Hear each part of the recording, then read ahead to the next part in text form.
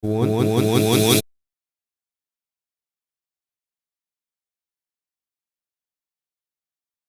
Here today, and the reason why and what we are going to be doing, I believe this 2-day summit will be another method of learning, be another opportunity of enhancing our method of learning.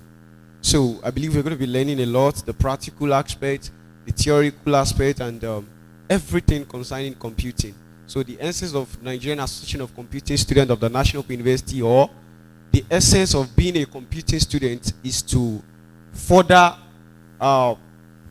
technology advancement, that is to enhance your method of learning beyond I just want to read and pass. I want to come out with first class. First class is beautiful, is good, but not everybody will have first class, but everybody can be good practically.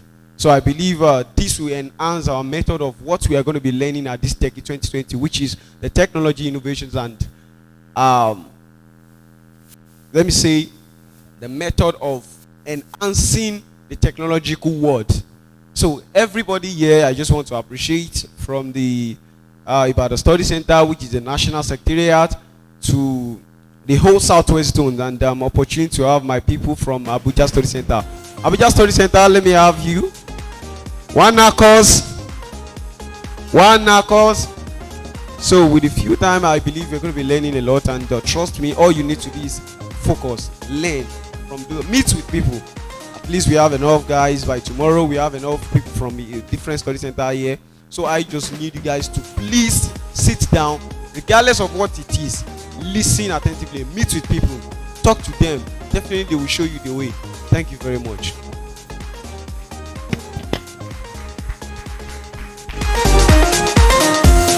Let's start for him. Let's also learn how to encourage ourselves in everything we are doing, please.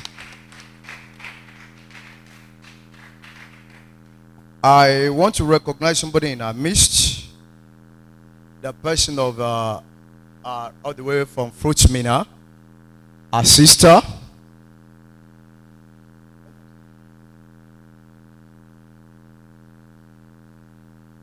Please let's jam my hands with her. She's coming forward. She will be the one to introduce herself.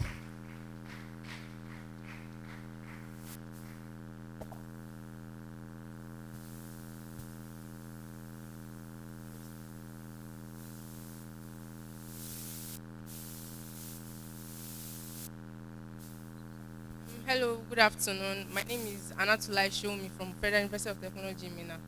It's nice to meet all of you. Let's jam our hands together for her. All the way from Federal University of Technology, all the way from Mina.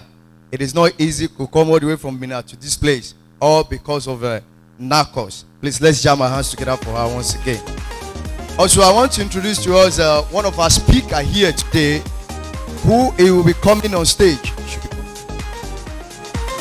Who will be coming on stage? The person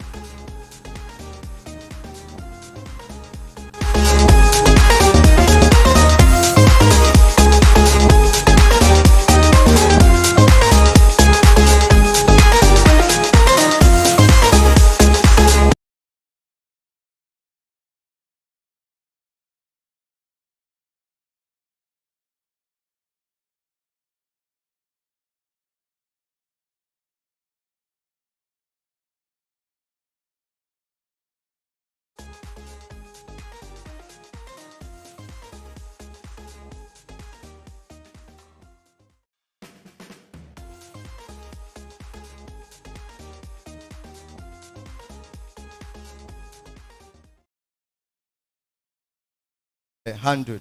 So I believe right now we're going to make everything going to be fine. Also, I wanted to recognize somebody all the way from Mina too. The person of Mr. Shegun Ebenezer Olaniya. It is not easy to encourage students like us. You see, when you have people behind you who are guiding you through your educational aspect, you perform more better than others. Please, let's recognize the person of Mrs.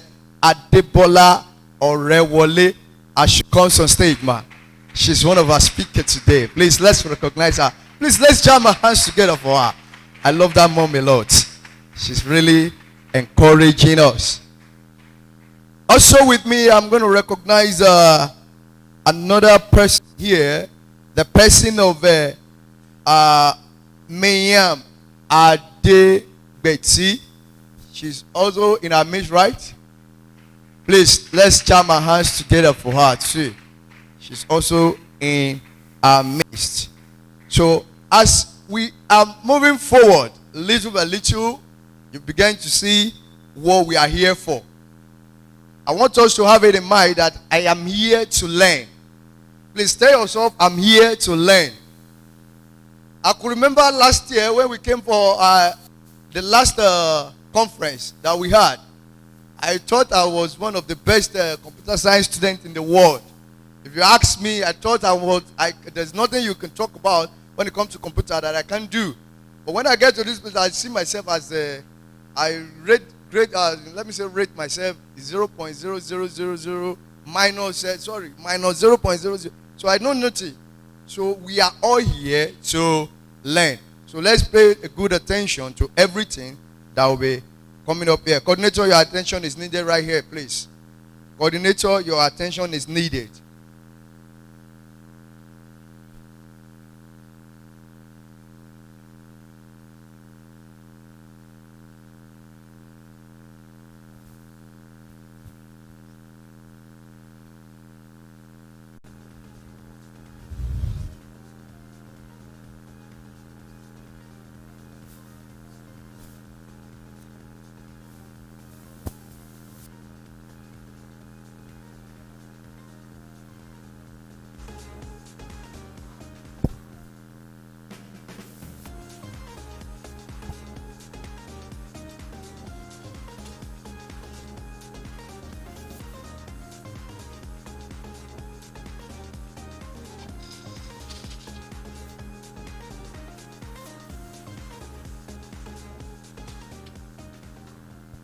So,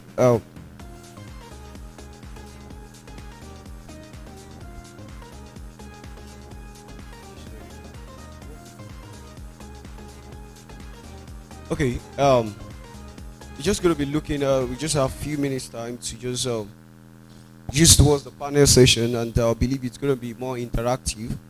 So, going forward, first of all, I will just want to introduce ourselves and what we do. So, thank you. As I've said before, Shegun Ebenezer Olaniyan. I'm a cybersecurity professional. I do a lot of things when it comes to cybersecurity. I'm a vulnerability remediation analyst, where I identify risk and gaps in companies' network, and then those vulnerability like loopholes in the company's network.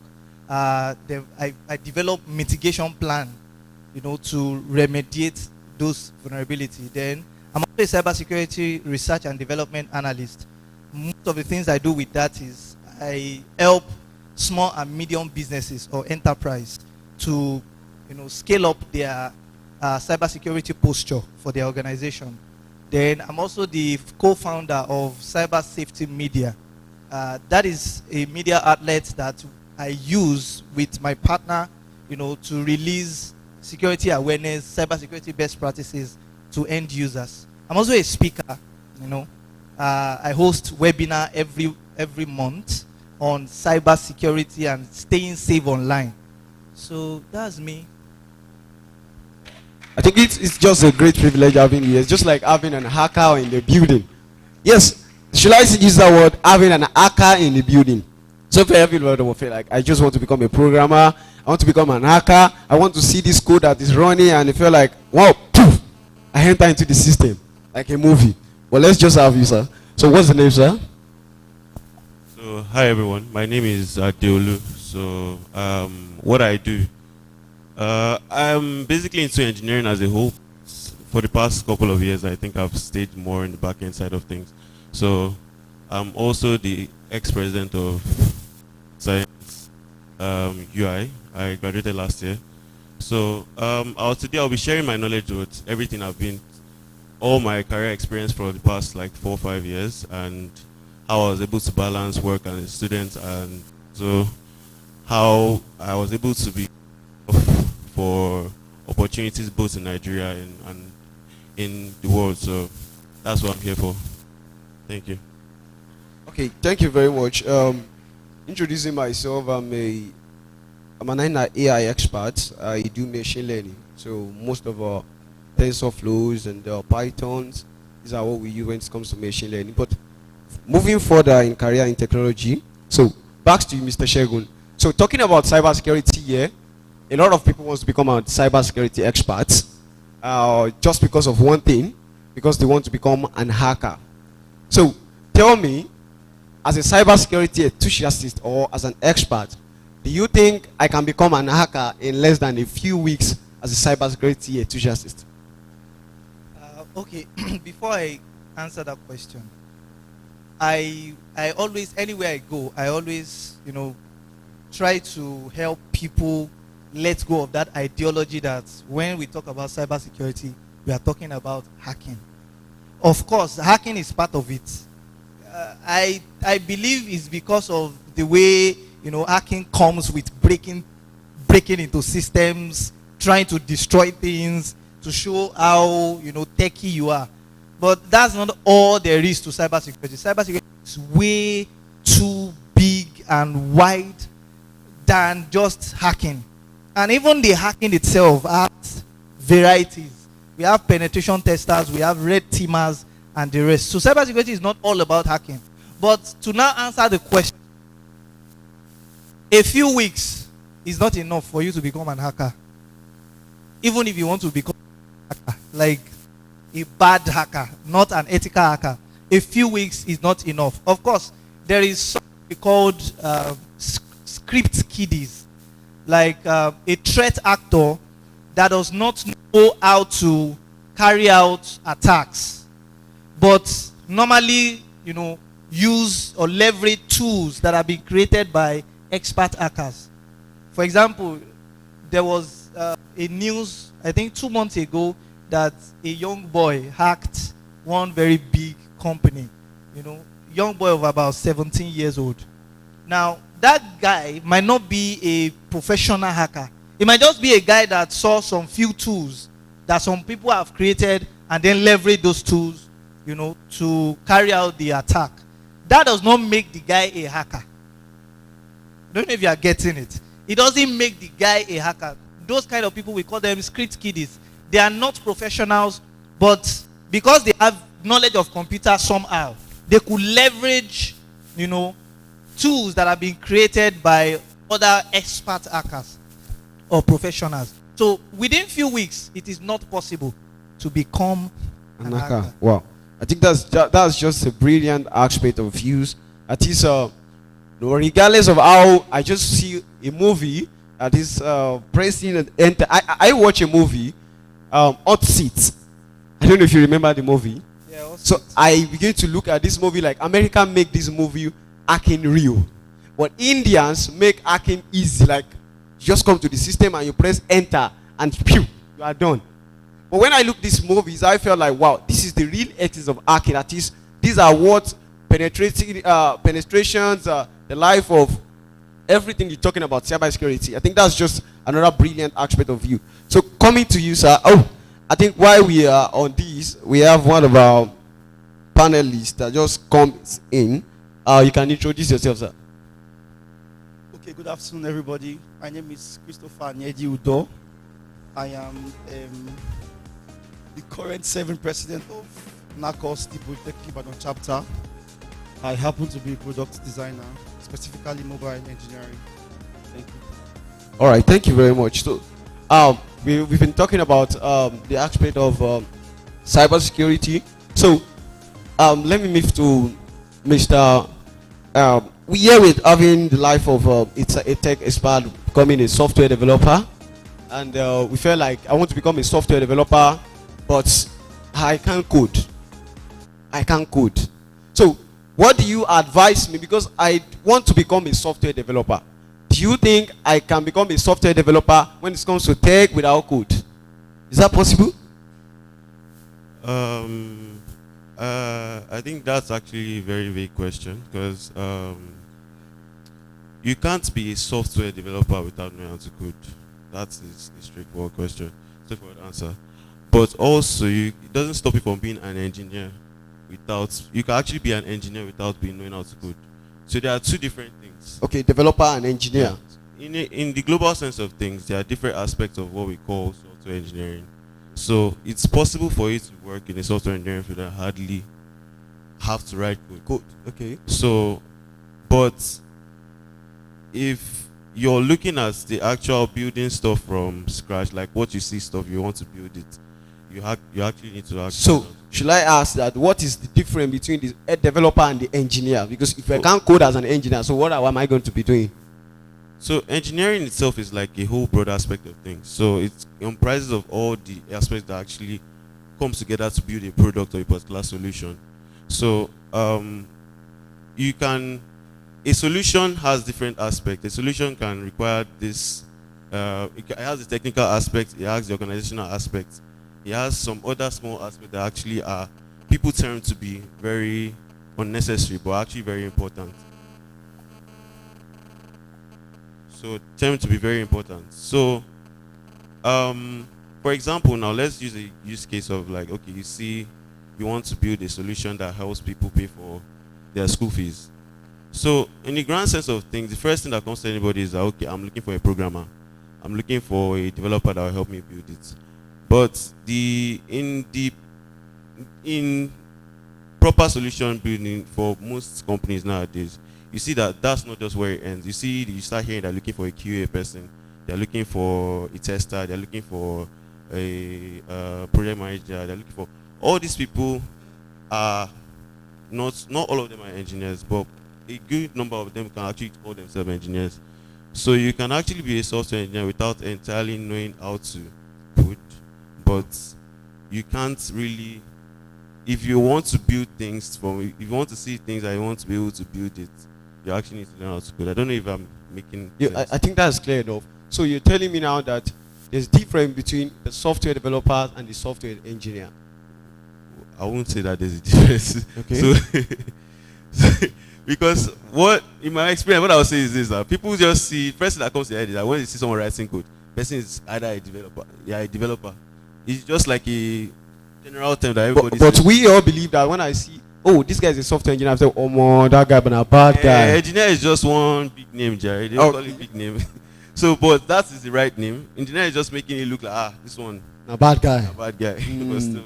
So I think that's just a quite area of use that is very, very important. So back to you, sir.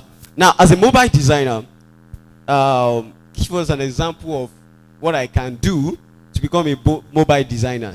Should I say they are also a mobile app developer, sir? If it is, then I see no reason why I'll be using the mobile designers when I'm still known as a mobile app developer. Okay, so thank you. Now, I think I should begin by spotting some slight differences. Mobile design is one aspect in product design. Okay. So product design is a huge field on its own. In product design, we have user experience as part of it. We have user interface as part of it. In each of those spaces, we now have mobile design as a subset of one of them. So mobile design is like saying I decide to narrow down to design products that are with a more focused on mobile devices. And this is because most of our products these days, even the dashboard you use, let's assume that, I want to assume that we know Paystack because we are competing students. Now, Paystack, it's a payment gateway. Yeah, now, just like Flutterwave. Just like Flutterwave. And they have a dashboard. Those dashboards that we use, most of the times, we access them on our mobile phones. Yeah. So when I say I'm a mobile designer, I'm just saying that I am a designer that is more focused on designing with the mobile viewing. Should I say also known as a UI designers or UX designers?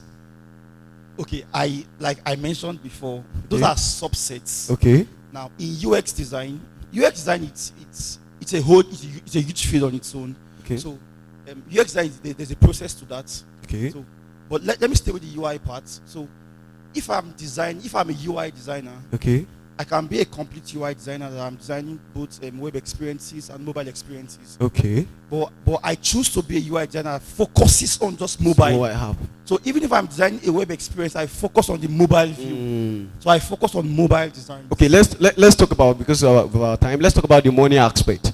So I feel like as a mobile app designer, as a cybersecurity expert, as a software developer, I earn more than you. You earn more than me. So if I break one system, I can earn more than you. So starting with Mr. Shegun, as a cybersecurity expert, how much do you think I can make if I work for a Nigerian company? Because yes, a Nigerian company, that's another view. If I work for a US-based company, how much? Okay, don't let me use USB. Outside the country, because I know Nigerian here, when they see you, they become an hacker. They feel like, don't that guy is a bad guy. Don't ever come here. Especially if your father see you with system, feel like, exactly. So how much do you earn? At least how much will I earn? If it is because I want something to convince me that I want to go into cybersecurity, tell me, sir. Okay, so on the earning part, there is no specific. I won't say you earn 200,000 or 500,000. Okay. This thing comes with what you can offer. What can you do? They will pay you based on your skill sets. So they will pay you based on your. That means I still have a limitation of how to, because I got somebody can hack a phone. That means he will be paying maybe 500,000. But if I hack into system, I can be paying 100 million. So let's take it from this angle. Let's take it from this angle. Now, you are an ethical hacker and you work for an organization we don't say you hack the system. You do testing. Now, when we talk about penetration testing, what we are saying is the main reason why you are breaking into their organization network is to protect their organization. You hack to protect. That is the difference between you and a bad actor or Hmm. threat actor. Wow. So you break into their system to protect the system. You are breaking it with the ideology that after you have break into it, you will identify all the vulnerabilities, Okay. the vulnerability you are able to exploit for you to get through into the system, and then at the end of the day, create a report Okay. showing the stakeholders and the management that okay, these and these are the loopholes. So- They should. So based on that, Okay. we have junior penetration tester. So, we have senior. I want to call them a let me say black hackers. Should we classify them like that? Now you are going broader. Now in cybersecurity, a lot of terminologies are very wide. Okay. So if you call somebody a black hat hacker, that person is a bad hacker. Okay. Hacking because I can earn any amount because I can hack it into anything. now it depends. Hold on. It Okay. depends. If you break into a system and after breaking into the system, you did not do data exfiltration, you did not export a data that you can exchange for money, Wow. you will not earn.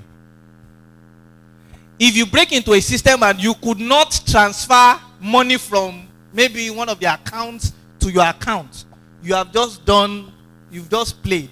Wow. You will not earn. Now, a bad hacker will hack a system not because they want to destroy the system. Okay. The end goal is they want to steal something. Okay. It's either information they want to sell on the dark web, Mm. or money is hanging somewhere they want to exfiltrate, they want to Collect. take out. Mhm. So, based on that, you will earn money as a bad hacker. But as an ethical hacker, why a company will pay you is because what you are doing, whether you are breaking things or you are making up things, Mm. is that you are protecting Protecting their their data. organization or Mm. their data. Mm. So now, it now depends on how good you are and your experience. So let's say for like a junior penetration tester in Nigeria, range, I want to specify range now. Okay. A junior penetration tester, junior, Okay. you can earn between 20,000 and 200,000. That is junior. junior. Okay. You are good as a junior. Good. Yes. At least. At least as a junior. Now, as a senior, if it is Nigerian company, let's say not senior now, as an intermediate, maybe Okay. like from 250 range now to 300, Junior. depending on the intermediate, Okay. depending on the company. Okay. That's just a range. Some company might decide to say we are paying you 200,000, but outside the country, Mm. if you are an intermediate, it might be maybe penetration tester or ethical hacker, you can earn $60,000 per month. Okay. If you are very good. Outside US, they pay as much as that. Okay. Okay. As much as that. As much as that. For a senior role person, you can earn close to like starting from $150,000 upward. Okay. Okay. Okay. Thank you very much, sir. I think that's just another mode of learning. So, sir, talked about software development. So, how much can I earn? Because when I know like 5 languages. Yes. Let's say, for example, I know JavaScript, I know Java, I know Python, at least I can write like with 3 frameworks. Yes. So how much can I be paid, especially when I'm working for, let's say Nigeria companies, at least maybe like Paystar, Flutterwaves, Andela, all those companies. Now, and outside the country, I'm working for a US-based company. How much can I earn as a software developer? Okay, so before I actually talk into how much you can earn, I think I would like to correct a misconception Okay. about you being a programmer is how good you are being like relative to how many languages you can write. Mm. So that's actually a very false misconception. Okay. So one thing that you should know in this career is that once you know your stuff and you know your stuff well, your work will speak for you, and you grow. You get basically almost anything you want. So you can literally just be writing JavaScript your entire life, and you'll be a ritualist kind of engineer. Like the word ritualist. You can actually be writing Python for your whole life, and you get the kind of jobs you want. You'll be very, very comfortable living like big boys of Lagos. Just like the way you are living. No. So, as to how much you can earn in this field is very, very relative. So I think it boils down to, I think basically 3 things. experience, and luck. Luck is actually very important, and your exposure. So in experience sense, for let's use these 10, let's use like a comparison. So while I was in school, I was struggling for experience. I started out with like, I think my first job was like around that. How much was I giving me? 20K a month. That time. 20K. So, Is it like you're working for a software development company? no, I was working for if someone that just said, okay, let me give this guy. Let me do this guy. So I was, before that, I was learning for a very long time. Let's say like almost a year plus, and I was looking for how I would test it out, test what I've learned. So I was lucky enough to find. That's why I said the luck comes into place. I was lucky enough to find someone that would take that chance on me. That okay, this boy try this stuff. So that chance was cheap, but I didn't mind at that point because I knew what I wanted. So I stayed there, used the stuff to play, used the stuff to learn, used the stuff. So when I got to the point that I got comfortable there with all my skills, I knew what I was doing. I started looking for more opportunities. So what I say is relative is that in the Nigerian sense, Nigerian work experience, and there's you being able to could have been writing code for this number of experience. What you could download? Okay. So that's in Nigerian context. That's if you choose to work for a Nigerian company. Senior engineers in Nigeria are earning well above 600, 500, 600. Senior engineers. Well above, and it's relative. So depends on the company that hires you as senior. So is it within the Nigerian you're talking about? In Nigerian. So for a senior developer is outside the country. Okay. Oh. So I want it to is actually much more relative because if I'm checking around my circle of people, there's a salary, devilish salary from every corner. You hear some kind of thing that will shake you. Say, So that's one. You can hear this person is earning this high here. This person, same senior in another company, is earning this way. So it's actually very relative. That's why I say luck comes into place. Wow. So if I was to give it a figure for senior engineers outside, I would say that you can get well above. If you know what you're doing, you get well above 70k USD every year. So 70k USD a year is like roughly 5k a month. That's like in Nigerian sense, that's like almost 4M. 4 million in a month. Senior developer. No, that's on the low end, sir. That's like if you are looking for outside, that's on the low end. Because I know quite a number of mid-level people that are earning even more than that. So that's why I say luck actually has a very important. Okay. All right. Thank you very much. Before we finalize this session, so give us a figure of as a mobile designer. So coming to UI, coming to UX, and all those kind of things. Like as a mobile designer, how much can I earn if I am going into this career? Okay, I think I will need to borrow some of the words of my comrade. Now, as a product designer, there are no specifics. There are no fixed figure anyway.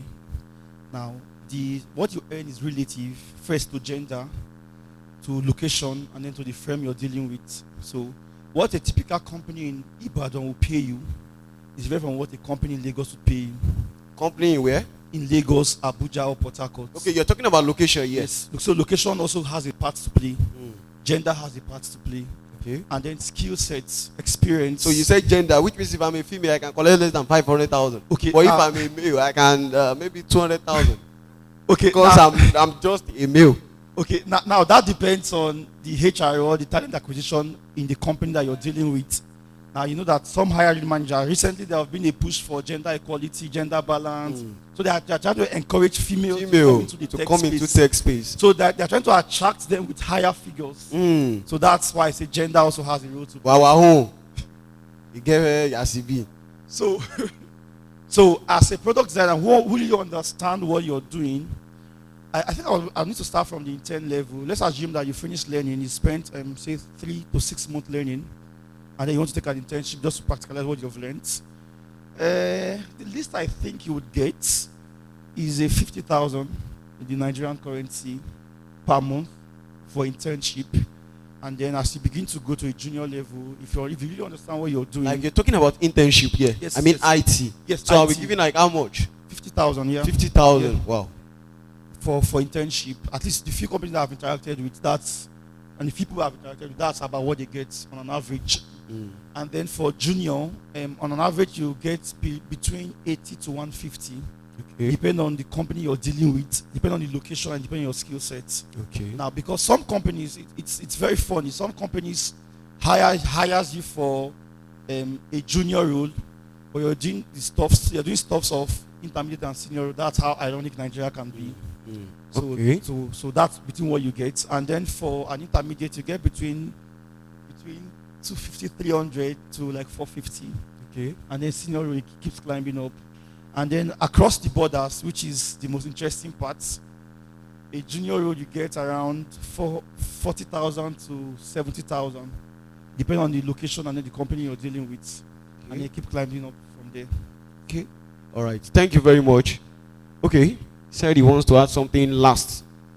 So I want to add that please aim higher. I normally encourage people like me. Since I started out, my aim was I don't want to work for. Of course, there are some companies in Nigeria I've been eyeing, but I actually don't want to really work for Nigerian companies because they will underpay you. You know. So even when I was doing free job, when I started out, I was doing the free job for a company outside, like a company in US. I did like a free job for like an internship for 1 year. It was not like an internship because I was actually working for 1 year unpaid, because I actually needed, if I would be, aiming at companies outside the country, experience from but you see this aspect of volunteering for most of us as a computing, we find it harder. Well, they are not giving me money here, so why will I volunteer? Because we don't know the powers of volunteerism. Thank God he mentioned that he too worked for some few companies. Exactly. See, if you really want to go far, in short, there are some opportunities that they will ask, not job opportunities now. Maybe like scholarship. Exactly. They will ask for your volunteering experience. Exactly. Because that's where they believe you should be. It goes beyond just making money. It's about how passionate are you about the field? How passionate are you about the industry? They want to know, even if they want to offer you anything free, they want to know how passionate are you qualified to get opportunity. So that's what internship volunteering helps you to do. And I did that, and immediately after that, with the things I was doing, I was open with all the things I was doing with that company. And it was from there, the first company that hired me from UK reached out. Wow. The jobs I'm doing today, I have 2 jobs I'm doing in UK and in US now. I did not apply for them. Exactly. The CEOs of those companies reached out to me. That is just another view of when you are saying, they are not paying me here, so why will I be doing this? Why will I have to do this for them when they are not paying me every day and night? I have to do this for them, but the jobs to get is hard there. Without you volunteering, they can't because it is from the volunteering aspect. They are even giving the opportunities. Yeah, so I would advise us to aim higher, look beyond. Of course, I have not take job from Nigerian companies, but aim higher. Now, while aiming higher, it means that the kind of preparation you'll be making also will not be Nigerian preparation. That means your eye skills, at least. So you make sure that at least when you now get that opportunity, you stand out amidst other, even over there. Over there. Wow. Thank you very much. I really sincerely appreciate. Let's give them a round of applause. It has really been an wholesome time to spend with this panelist. And trust me, if you're a kind of person that is ready to learn, you learn a lot of things. Okay, said he wants to have something. Yeah, so I want to ask something what my fellow co-workers said. So you should actually aim higher and know what you want, but you should also apply wisdom, because these people, they have blood in their eyes. Nigerian companies. So why volunteering, right? While volunteering, they have blood in their eyes. So you should know your self-worth, know what you are providing to them, and know that, know when enough is enough, that you have to leave. Because all the same, you need them to grow, but doesn't mean that you should now you should actually apply. So is there a specific month that, I'm volunteering for this company, but if it is less than 6 months, I'm leaving here, should I say that? You can give yourself a time limit that, okay, I'm going to be here for just 6 months. Okay. But it's better for you to actually be consistently evaluating yourself that, okay, have I grown in the past X number of months? The people you're working with, what are their Level. what are they saying about your work, the quality of your work? Then you can use that one to actually evaluate yourself, see if it's time for Me next to step go. of career. Yeah. But you need all these things to grow. You can't jump the gun. If you try to jump the gun, you spend longer than someone that is going progressively. And I would just advise that nowadays it's very, very easy and faster. It gets faster by the years to grow progressively. Like I've been hearing stories that people around me, that people that are close to, they start learning 2 years ago, they're getting this job. And from there, it's just continuous growth. Once you get your first job and your second job, the rest is just history. That's all. Okay. So just know where you know your self-worth, when enough is enough, and know the kind of value you are actually providing to that company or whoever you're working for. So you know that, okay, you know when it's time to leave. So that's what I just wanted to ask. Fellow comrades, yes, as per what we are saying. So don't let's say fellow techie. So what is your own contribution to volunteerism? Okay, so for me, I think volunteering is quite important to career growth. It is very, in fact, extremely important. But before you begin to volunteer, I usually suggest to people that first look at the company you want to volunteer with. Do they even have the structure to help you grow? Because there's wait. Are you telling me there are some companies that I might want to volunteer for, but there's no resources? I don't want to call it resources. Okay. But you don't have the structure to help you grow. So, okay, explain that structure. Okay, let me give you an instance. As a product designer, there are processes to design a product that goes to the market. Now, there are companies you would probably be volunteering for, particularly in Nigeria, that they skip most of all this process. They're just particular about aesthetics in design. They're not particular about what is the user's interaction. Is it usable? Is it equitable? Is it useful? They're not particular about that. Just give us a design, push it to the development team, and then let them implement. So you might end up designing screens and think you begin to call yourself, I'm a UI UX designer. Meanwhile, the UX is missing. You don't understand design system. You don't understand research. You don't understand a couple of stuffs. Now, there are most companies that big names, but they don't have the prerequisite structure that will help your career.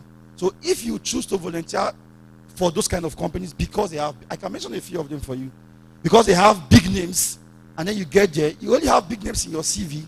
By the time you begin to apply for junior roles across the borders, they'll start asking you questions that you'll be like, I mean, what are we saying here? So it is very important, while you evaluate yourself, you give yourself timeline. My suggestion usually is, first of all, look at the roles, the open roles. Let's say I want to apply for a junior product design role across the borders. Look at what they are requesting for. They state them down. So as your volunteer, you already know stuff that you want to acquire. Okay, I want to understand research, tick. I want to understand how to analyze research, tick. I want to be able to translate research to design process, tick. So you already have a step that you're following. So if you now enter a company that don't have an adequate structure, you would know yourself. Wow. What they are doing here is wrong. I'm not sure. If not, you might end up spending 6 months and thinking you know a lot. Meanwhile, you know nothing. So it is very important you pay attention to that, and then you have a checklist of what you want to learn based on, like, usually my suggestion is take it higher. Look out for the senior design roles. Look at what they require, and then push your border from there. Wow. Now, if you can hit some of those requirements for senior design role, of course, junior design role, you will do better. Wow. Thank you very much. Thank you very much. Let's give them a round of applause. So thank you very much. I believe tomorrow we'll be able to do something regarding the life of being as a computing student, at least having this idea of what it takes to be in computing and what roles can I be to make, should I say money? Not really money. At least spend time on research and learn. Thank you very much. Please, let's jab our hands together for them. Let's appreciate them.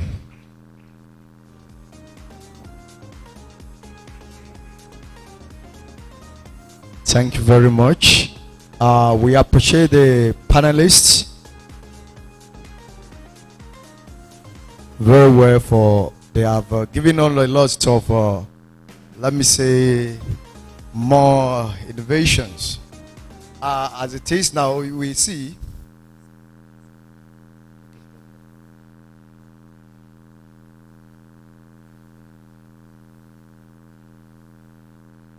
all right. Sorry. You see, a lot of things that most of us did not even know. I could remember a friend of mine asked me a question in Accra Study Center. He said, which department are you? I said, I'm in computer science. Say you don't even get. Why you not go for nursing? Why you not go for law? I be this and that, blah blah. I say, so you don't know say computer get money pass that course. Yeah. He said for where you want to make her. Say no be say muna design, muna paste that, just to design. And that is what I believe in before. Even before I started this my computer science study, all I believe about computer is just for us to go correct, draw, design, draw, paste. You don't finish, print. That's all. And then I was even looking at myself as, when it comes to computer, guys, go sit down. I sabian for where 0 upon 0. Now we've heard a lot. For me to see, you can even sit down in your room. Computer made me to understand. Computer science made me to understand. Sit in your room and make money. Instead of you disturbing yourself, driving from Akure to Lokoja before you make money, 200,000, 100,000 naira. You can be in your room. You don't need to rub up and down. You don't need to look for escort. Wow. Before you go and embezzle people's money. You can stay inside your room and embezzle your money. Safe. So just see yourself as a lucky person being a computer science student. Please let's clap our hands together. Now we call on stage another speaker who is coming to tell us more or teach us more of what we are supposed to learn. Let's give a round of applause to the person of Mr. Dare David. Mr. Dare David.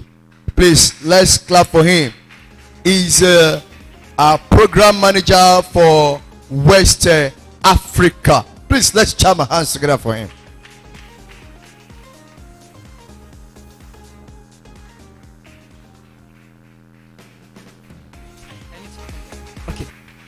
Good afternoon, everyone.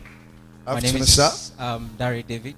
I'm the programs manager for Coven Works, West Africa. Coven Works is a US-based data analysis company. And so it's a privilege, actually, to be here. This thing is making me look like a pastor, actually. That's why I'm trying to distance myself from it. So it's good to be around. I will just talk about some very few things.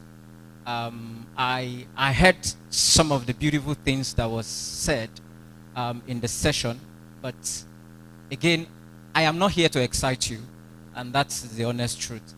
In as much as you hear those beautiful things, you want to earn $1 million, you want to earn $500 million. I mean, I was also excited where I was sitting. But the truth, the honest truth is, you need to create value first, right? No company will hire you, even if they are going to pay you ₦1 without value. That is the truth. So whatever you are learning now, if it's software development, learn it and know it well. If it's front end, know it well, such that when they wake you up, you would be able to defend it, right?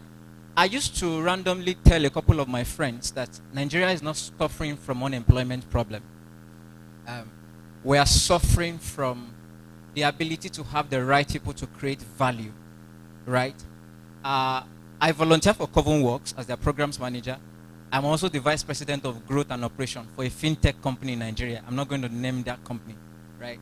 Now, and if you hear a couple of guys also who are on the panel, some of them 2 jobs, 3 jobs, 5 jobs, 100 jobs. So that tells you that the world has opportunity, actually. I mean, but are you fit for that market, right? Do you, if you put yourself out there today, do you think someone will employ you? I've had cases or situation where I've been part of many interviews. I mean, I would at the end of the day smile and say, you can't employ, right? And there is a need, right? Let me give you a typical example. I was on a call. I mean, don't forget my background. I have 2 jobs currently. I have Cheaper Cash. I don't know if a lot of you know them. And I was on an interview with them recently, and they were saying several things, and I gave them my conditions, right? This and this and this and this are what I want. If you can't meet it, it doesn't work. Now, a couple of people would be like, Keeper Cash is not a unicorn, right? Unicorn means it's worth $1 billion, right, in valuation. Cheaper Cash is worth more than $2 billion in the market today. And then, Dari, are you okay? You're turning down a deal with them. I'm not turning it down because I feel like I want to be proud and turn it down. Because I know that if you don't come today, another person will come tomorrow. Google has not locked up shop and said they are not employing again. Microsoft have not locked up shop and they didn't say they are not employing again. So it goes back to some of those things, right? That the key word that you need to always strive to do in everything that you ever want to do is value. The moment value goes out, right, all of these things will not work. You will even do 1, 2, 2, 2, whatever, that they cannot really do anything out there. So anytime I find myself in this type of privilege, I'll call it a privilege, I always say that it is important, for example, that you know. So 2 things, while we are talking about value, that I think you need to now narrow down on. Know your strong point and don't leave that strong point, right? If you know that it is Java that works for you, a lot of noise will come and say, no, it is HTML, or it is CSS, or it is this one that is raining now, or you have to be an Android developer, or this one is now old-fashioned, right? I have a friend, he's my friend, right? I don't know if he's somewhere in the auditorium. He's a student of this school as well. When I was doing my marine engineering course, OND, we studied together. But again, I mean, life happens and all of that. A couple of times he will come and say, Baba, how far now? They say this is the course I should go for now. I will laugh and say, I mean, noise will not end, right? And something in engineering, I mean, software engineering or software development that you guys are doing is that there are so much, right, that you at the end of the day, you will be lost. It is this skill that is raining now. Go and learn it, and you enter it and learn it and all of that. Nobody will hire a jack of all trades, someone that knows a bit of everything. I mean, it's good to first, at this point, sit down and say, what am I good at? Oh, you are good at maybe Android development, right? Stay on it. Know it. I'm not saying you shouldn't know others, right? But I'm saying stay on one thing at a time, right? Because there are so many things that you would want to learn at the same time. So by the time you know one and you know it well, then you can easily now progress into other things gradually. But the truth is this, what I have seen over time is a set of persons that, I mean, my CTO, for example, I'm on a management board and we discuss it so many times. It's like, Dari, we are going to fire that engineer, next 2 weeks. I say, what happened again? What have they done? The guy doesn't know Jack, right? And what does not knowing Jack means? Not knowing Jack means the guy cannot solve simple problems, right? So if you know it is Android, stay on Android. If you know it is web development, stay on it. Know it. Such that if someone wakes you up and say, hey, come and do this, come and figure out this, come and solve this problem, you will know that you can beat your chest and say, yeah, I can actually figure this out. I can solve this problem. So that is extremely, extremely important. Like I always say again, we run a CovenWorks class, for example. We run a class in CovenWorks, for example, that I have CEOs who joins. I don't know if you guys know this company, Identity Pass, right? They just raised about $2.8 million thereabout in Nigerian market, and the CEO is part of the course. And You know what the CEO said in one of the training? He said, you know, we are looking for a data engineer, right? They are looking for a data engineer or a machine learning engineer. I was like, they've been searching. Derek, can you help us get? I said, easily to refer people to stuffs is not a problem. But who am I referring? Am I referring one junk guy? Because this is the truth. Opportunities like that would either tarnish my own image, which I am much more particular about, right, than do justice. Because if I refer someone that doesn't know anything at the end of the day, you just end up like, Gary, is this? Because show me your friend. I mean, I'll tell you who you are, right? So, is this what you have? Is this the best you have, right? I have MDs of banks, microfinance bank, and that recommend someone for you. But who do you want to recommend? Are you sure of that person you want to recommend? So, stay on that, and that will be my parting words, right? 2 things in life. Number 1, create value before you look for a job. Be sure that you have something in exchange. Number 2 is, what do I call the second one? I've forgotten now. Just take one skill, right, at a time. For us, we're actually looking forward to partner with National Open University. The president reached out to me and all of that. We've been having a long conversation. We're coming up with some very interesting courses. Perhaps some of them would definitely be free in machine learning, data science, and all of those stuff. But hopefully, by the time that we are ready, and let me say when he's ready, let me use that word. When he's ready, we'll be able to probably conclude on it. In a few words of mine, I hope I've been able to convince you and not to confuse you, right? Thank you. Please, let's give him a round of applause. Let's clap for him. See, we are here to learn and we are still learning. Tell the person beside you we are learning. Or you are not learning. Okay, question. Yeah, so we have somebody that have question. Sir, I have this.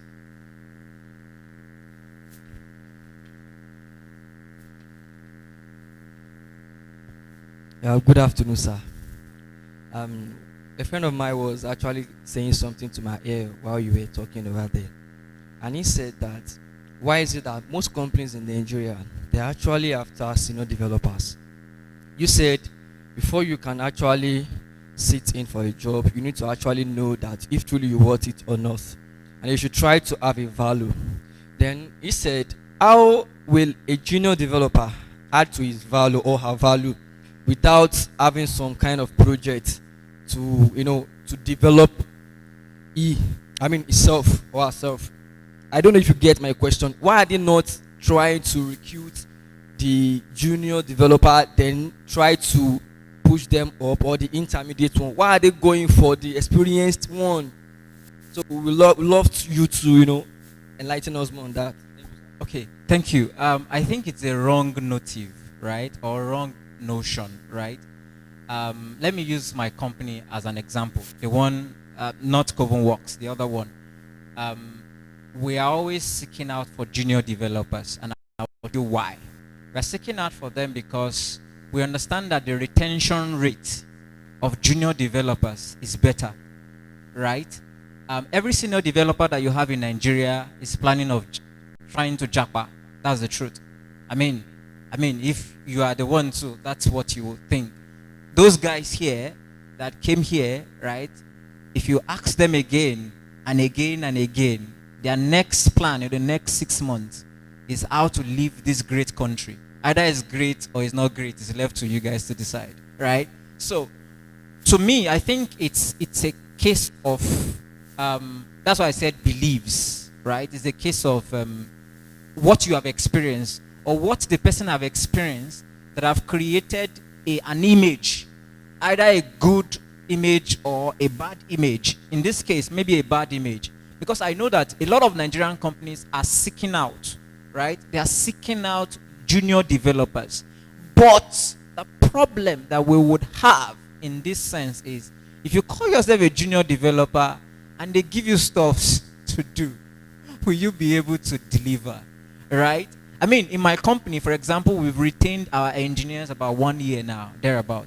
And funny enough, we pick some of them from schools, from OAU, from, I don't know, I don't think we've picked anybody from now yet. From OAU, go to their dormitory, pick them, and they are still with us, right? Of course, some of them we are even gladly, because we want to be part of their story, we are also now thinking of, oh, if you want to go, don't worry, proof of funds and everything, if you want to, I will provide for you and all of that, right? So, to answer your question, I mean, fairly or straight, is it depends on where you are looking, right? If you are looking at Google or Microsoft at this point, then you are not looking right, right? But if you are looking at Nigerian companies, I mean, Nigerian companies, yes, you would see, because a lot of them knows that hiring a software developer would not stay long with them as a company than a junior developer.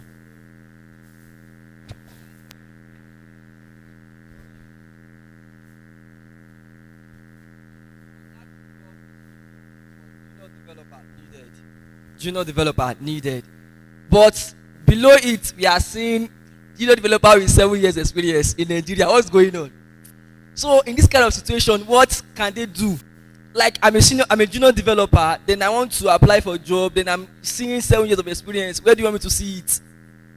So I don't know if you can say one or two things to our people here, so that whenever they see something like this and they are eager, like, you know that yes, you are proud of yourself to apply for the job, what should they do? Should I just sit down in my house and be looking for value where there's no value? Thank you very much. Sir. Okay, great. I mean, that problem is caused by HR, right? HR in tech worlds are dummy people.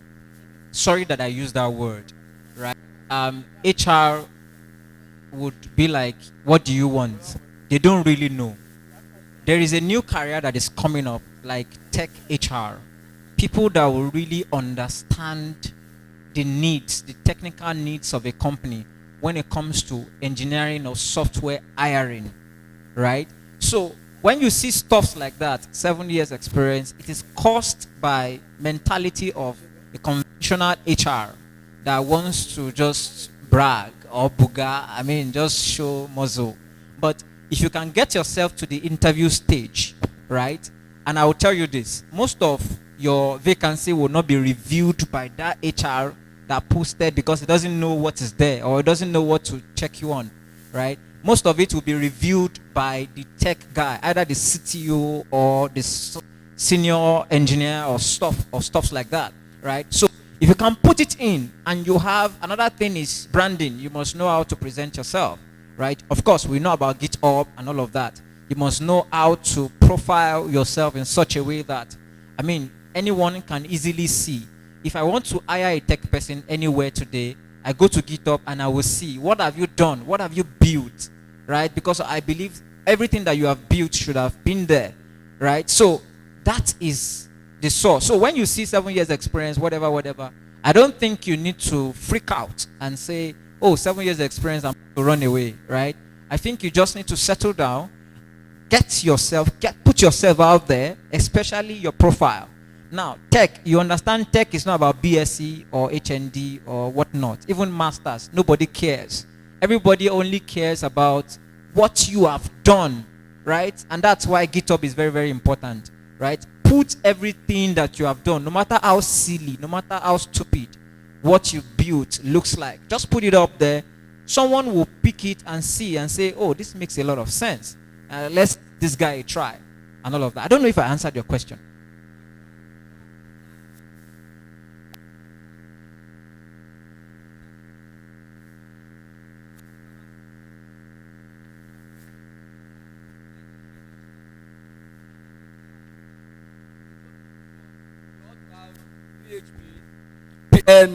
Like PHP knowledge, Java knowledge, Node knowledge, blah blah and blah blah.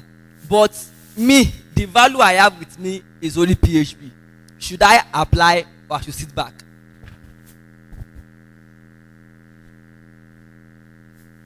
Funny enough, you've asked like very valid questions. So I would say this again and again, right? A junior developer is not expected to have all of these skills that you are saying at the same time, right?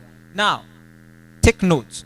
There are some companies that would like to cut corners, and they'll put junior developers there and pay you penny, whereas what they are going to give you is like a very senior role or senior position, right?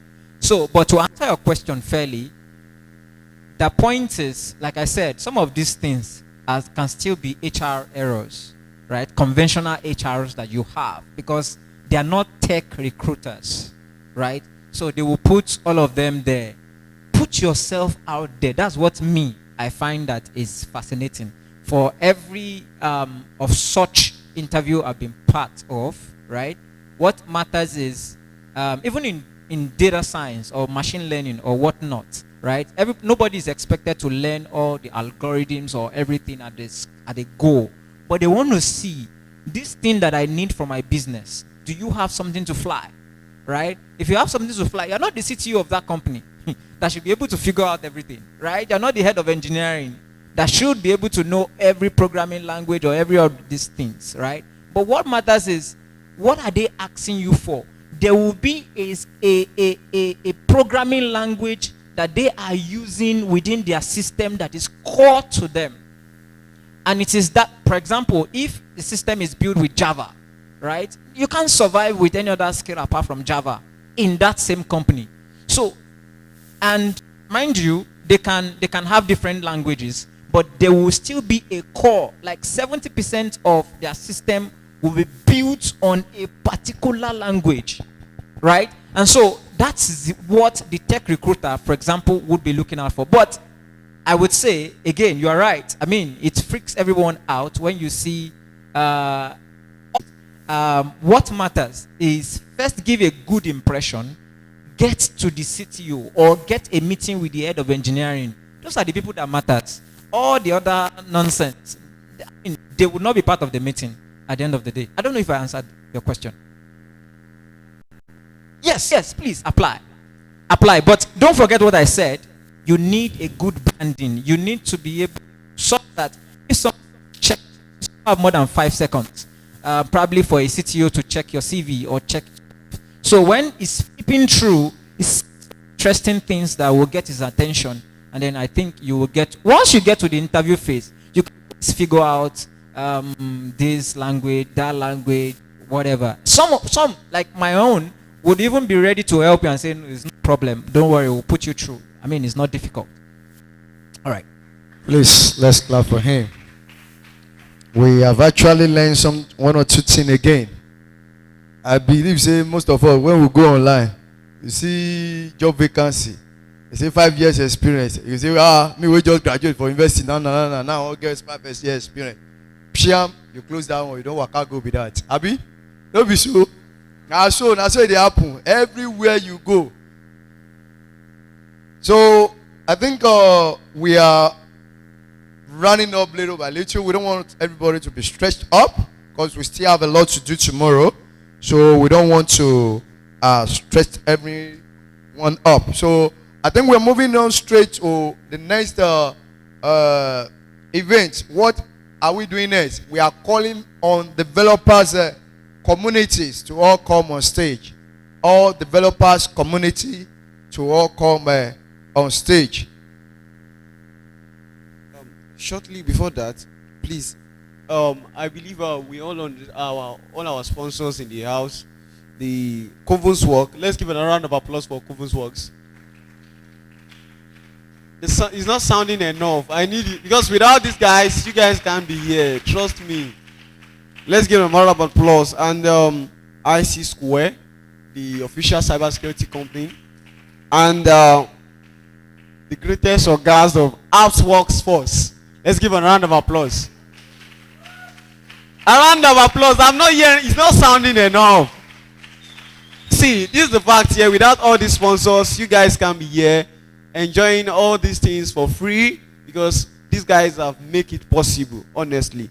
And talking about Somidas, the blockchain technology company, let's give a round of applause for him. And I think those guys are really putting it in place. And the Code Aeronautical, the deputy lead, the guys are really doing well. You've really helped the community. You've really helped the association. So thank you very much. I believe for you to know much about this company, there are a lot of things you can get. So I believe they themselves will come on board.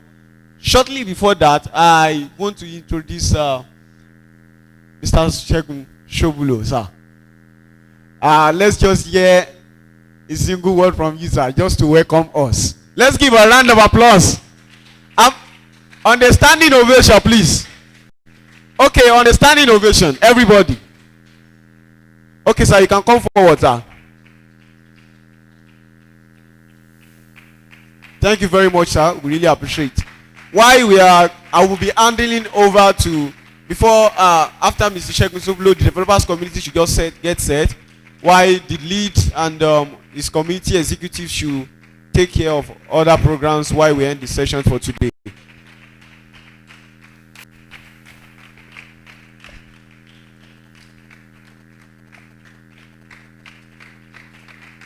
Let's shout my hands together for him. Hello. Good afternoon, everybody. It's always good to be in front of Nacos. It's an organization that I strongly believe in. So I'm just gonna, normally when I talk, I can talk for like hours because I like Nigeria. I like being in front of young people. So a combination of all those things. But I'll try and keep it brief. I said I was so I was invited to talk tomorrow, and then I was on the call with Talkware for like hours, just trying to say, you guys have to have a reason for me to like come here today. I want to do something as well since I'm going to be in Ibadan, and there's for me. So we agreed at the end of the day that I can come if I just participate. I'm a member of the audience.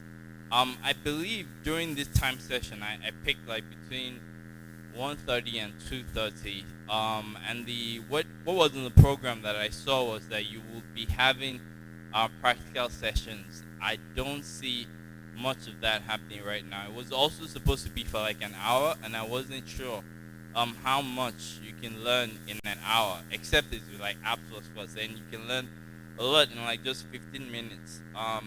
So I'll try and boil it down to like 1 minute in terms of like what my own practical session is. Show of hands, how many people here are aware of edX.org? Alright, so nobody in the audience. Show of hands, how many people are aware of codecademy.com? Alright, so I see one person. So if you log on to like edX.org, and Tokwa will share the URL with you, what you can do is you can access free or somewhat free. It used to be almost, actually it was 100% free in 2016. As it has gained popularity, it's becoming paid, but even then it's still affordable.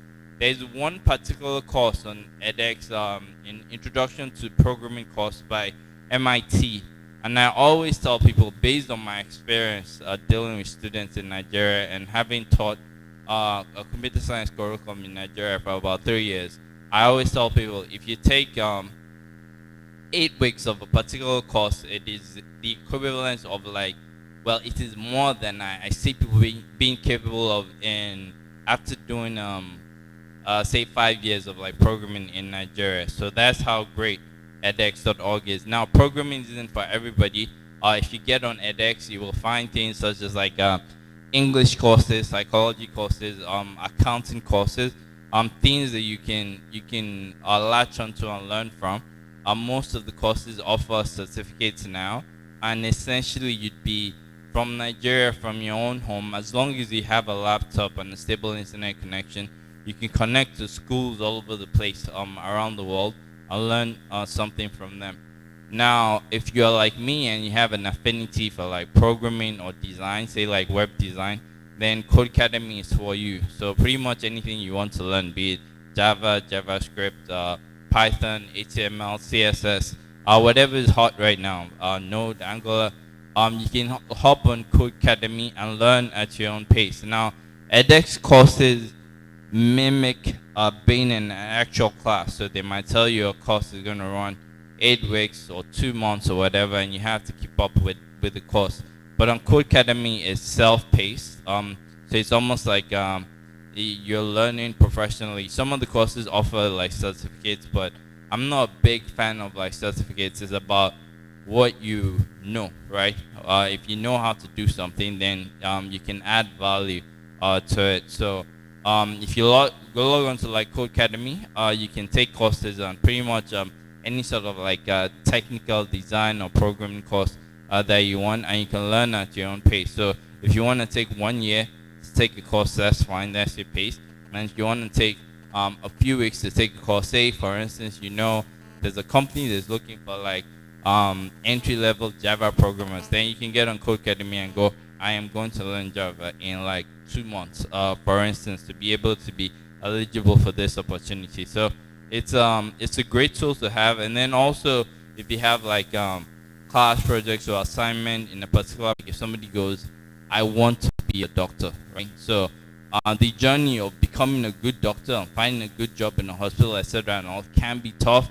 It can be long, but the decision to go, I want to be a doctor, is a good decision in terms of like, all right, it will bode well for you if you do the right sort of thing. So I'd like to congratulate everybody here for making the choice to be a part of like this great field, and I wish you the best of luck in the future going forward. Thank you, sir. Let's jam our hands together for him. Thank you very much. Thank you very much. Say, we wish you best of luck. And you're very lucky to be part of a computer science student, having experience on system. It's not an easy task. You can see we are learning and we are still learning. I've called on the developers community.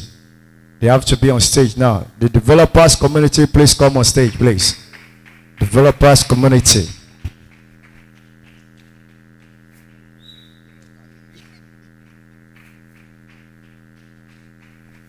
Good afternoon, everyone. It's nice to see your face. It's nice to see everybody. My name is Boluaji Akinshefumi, the lead of the developers community, and it's an honor to be standing in your presence this afternoon. Let me start by apologizing because we are going to disappoint you guys a little bit. We're not going to disappoint you too much. All right. So I would like to start by introducing some of our executives in the developers community. We have the person of Abraham Peters, which is a big man over there, our software director. Then in absence, we also like to acknowledge Mr. Kingsley Udoma. He's the deputy lead, and he's unavoidably absent right now. What we want to talk about this afternoon, it revolves around software development lifecycle. It might sound like a big grammar, but let me first start by asking, has anybody here ever heard anything about software development lifecycle before? As the software development lifecycle. Just give us, what do you understand by SDLC? Step by step, you know that I have secondary school, like development lifecycle. Thank you very much. Please, a round of applause for my brother there. Oh, the flag is still flying around though. Who wants to contribute? Software development lifecycle. Okay, let me break it down a little bit. What do we understand by software? I saw a video some time ago. This guy said that in computer science, anything that is hard is hardware. Anything that is easy is software. But I would like to ask us, what do we understand by software? Narcosite, software. We should all know this one. What is Thank you for giving me this opportunity. Software is more like an application, like inside the computer. That's what makes it soft, like the soft inside the computer. Thank you. I like this. Please clap for him, I beg, Jari. Something soft. Something soft. Thank you very much. So all right, gone. That much gives a brief summary of what software entails. And when you are looking at software, you are looking at a group of instruction. I'm calling it a group because it's not necessarily a single instruction. At the same time, it might be a single instruction. But what you have at your software, they are the instruction that you pass onto your computer. See, the thing about this computer that is in your front is that it is not actually smart until you make it smart. Until you tell it what to do, it does not know what to do. So if you don't come and say, okay, I need a calculator that I can press 2 plus 2 and it will give me 4. Your computer will never know how to do that. But then, the moment you give it this instruction, even if you want to do 777 plus 777 plus 777, it just becomes something so easy. You know, the processing power now becomes something that you tap into. So your software, they are what you use to tap into this software, into this processing power. So we now look at the development lifecycle of a software. When we talk about lifecycle, we talk about how something grows from the beginning to the end. That's a very simple definition of lifecycle that I can give you. You are developing a software, and you're now looking at what am I going to do to build this thing from zero to the top, from the ground level to the top level. So what Sdlc entails is the process by which you plan, you look at your requirements, you look at your design guidelines, you look at your, how you are going to deploy, and how you are going to maintain your project. Now, how does software development lifecycle work?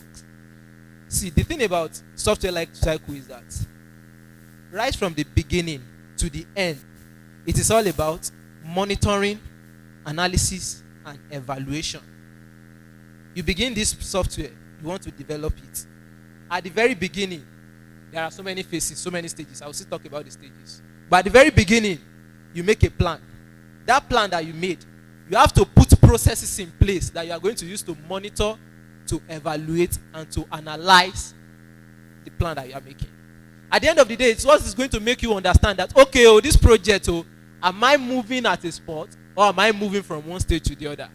You know, there's a difference between you moving and you making progress. You can actually be stagnated at a single spot and you feel as if you are making progress. You know, the stage whereby the thing that you are coming back to come and fix over and over again is almost the same thing. It gives you an understanding that, yes, I'm not making a progress with this software. You are building a software that is supposed to act like as a social media for non-students. And then, maybe after your initial beta testing, you put it out for maybe for your friends to come and see. They come to you, they tell you that, oh, today we cannot log in. You say, let me fix it. You fix it, they go and come back. Tomorrow we cannot log in. You say, let me fix it. It might seem as if every day you are working, every day you are doing something. But at the end of the day, you are not making progress because what you are doing is just moving around the same spot. So without an adequate knowledge and understanding of software development lifecycle, you may just realize that you are doing much of wasting your time rather than making effective use of your time. So now, I'll be moving over to the phases of Sdlc. Sorry. Anytime you hear me say Sdlc, I'm referring to software development lifecycle.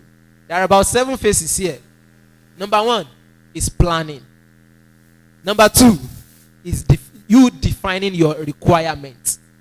Number 3 is the designing and prototyping phase. Then number 4, we have our software development stage. And number 5, we have testing. Number 6, we have deployment. Number 7, we have operations and maintenance. Let me go over it again. Number 1, planning. Number 2, you define your requirements.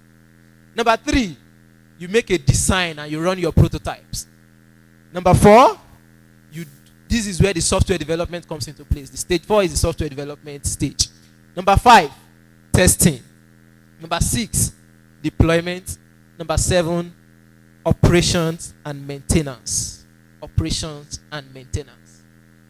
Let me say a little bit about some couple of these. I should go over it again. No, we are still going to go over it again while we'll explain it. Back to number 1, planning. See, whether you are going to succeed or you are going to fail in anything, one thing is very sure. You are going to plan. You either plan to fail or you plan to succeed. When you know you want to succeed, there are things you put in place. If you don't put those things in place, definitely you are bound to fail. So planning is the first stage. Now, I would like to entertain a contribution on planning, not even about software, like who can just share with us what they understand by planning. Planning. Okay, you people want me to be calling names? No. To be picking people up? For example, now, your brother gave birth and you want to plan for the feeding and the drinking and the merry item 17. How are you going to plan it? Are we going to buy hexagon for the feeding and buy food co? We buy bread, food co bread. Everybody will eat bread on the naming day. So how are we going to plan it? Okay. Yeah, according to planning, is when you gather your requirements for what you wanted to carry out. You gather all what you need together, know the cost, know what is going to come out of it. At the end of the day, what will be your result? That's your planning. Thank you very much. Please, a round of applause, please. So we don't used to plan here. So before you come to now you don't plan. You just come. So if now I tell you that you are going to spend 7 years now, you spend 7 years. 7 years now.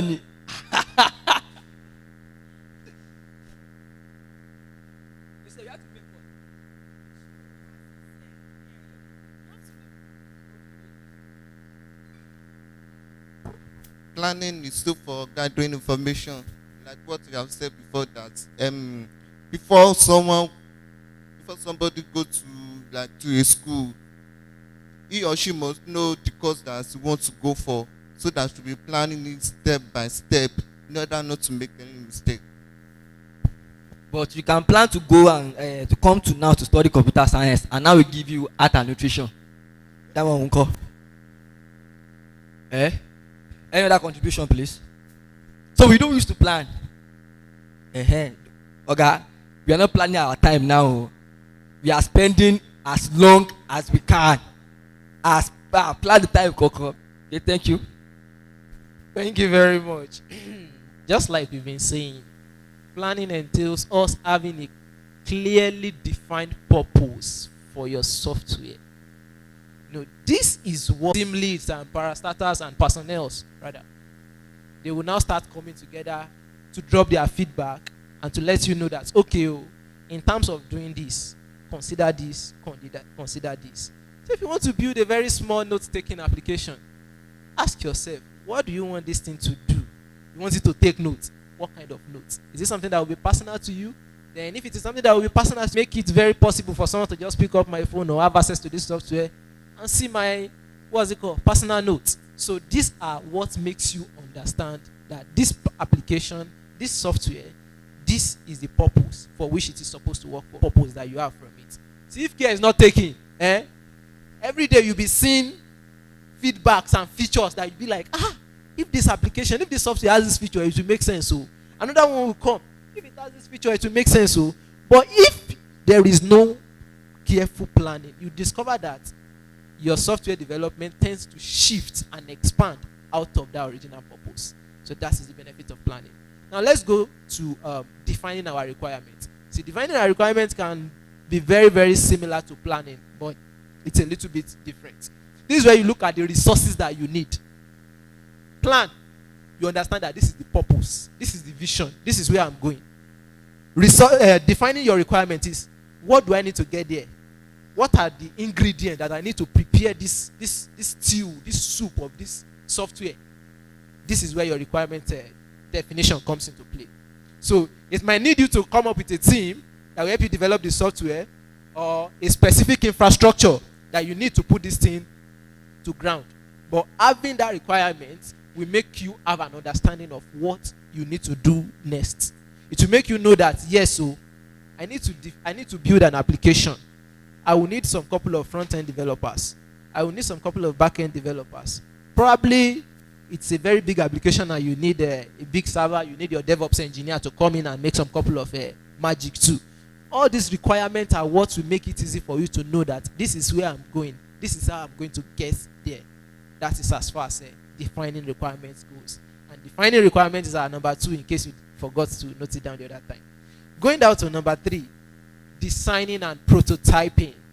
In this stage, you look at your architecture, you look at your user interface, you look at how you want to establish communications between different parts of your application. Then you also look at the programming methodology, or should I say the programming language that you want to make use of.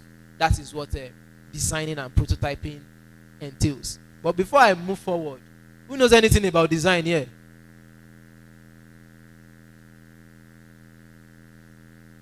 Designers.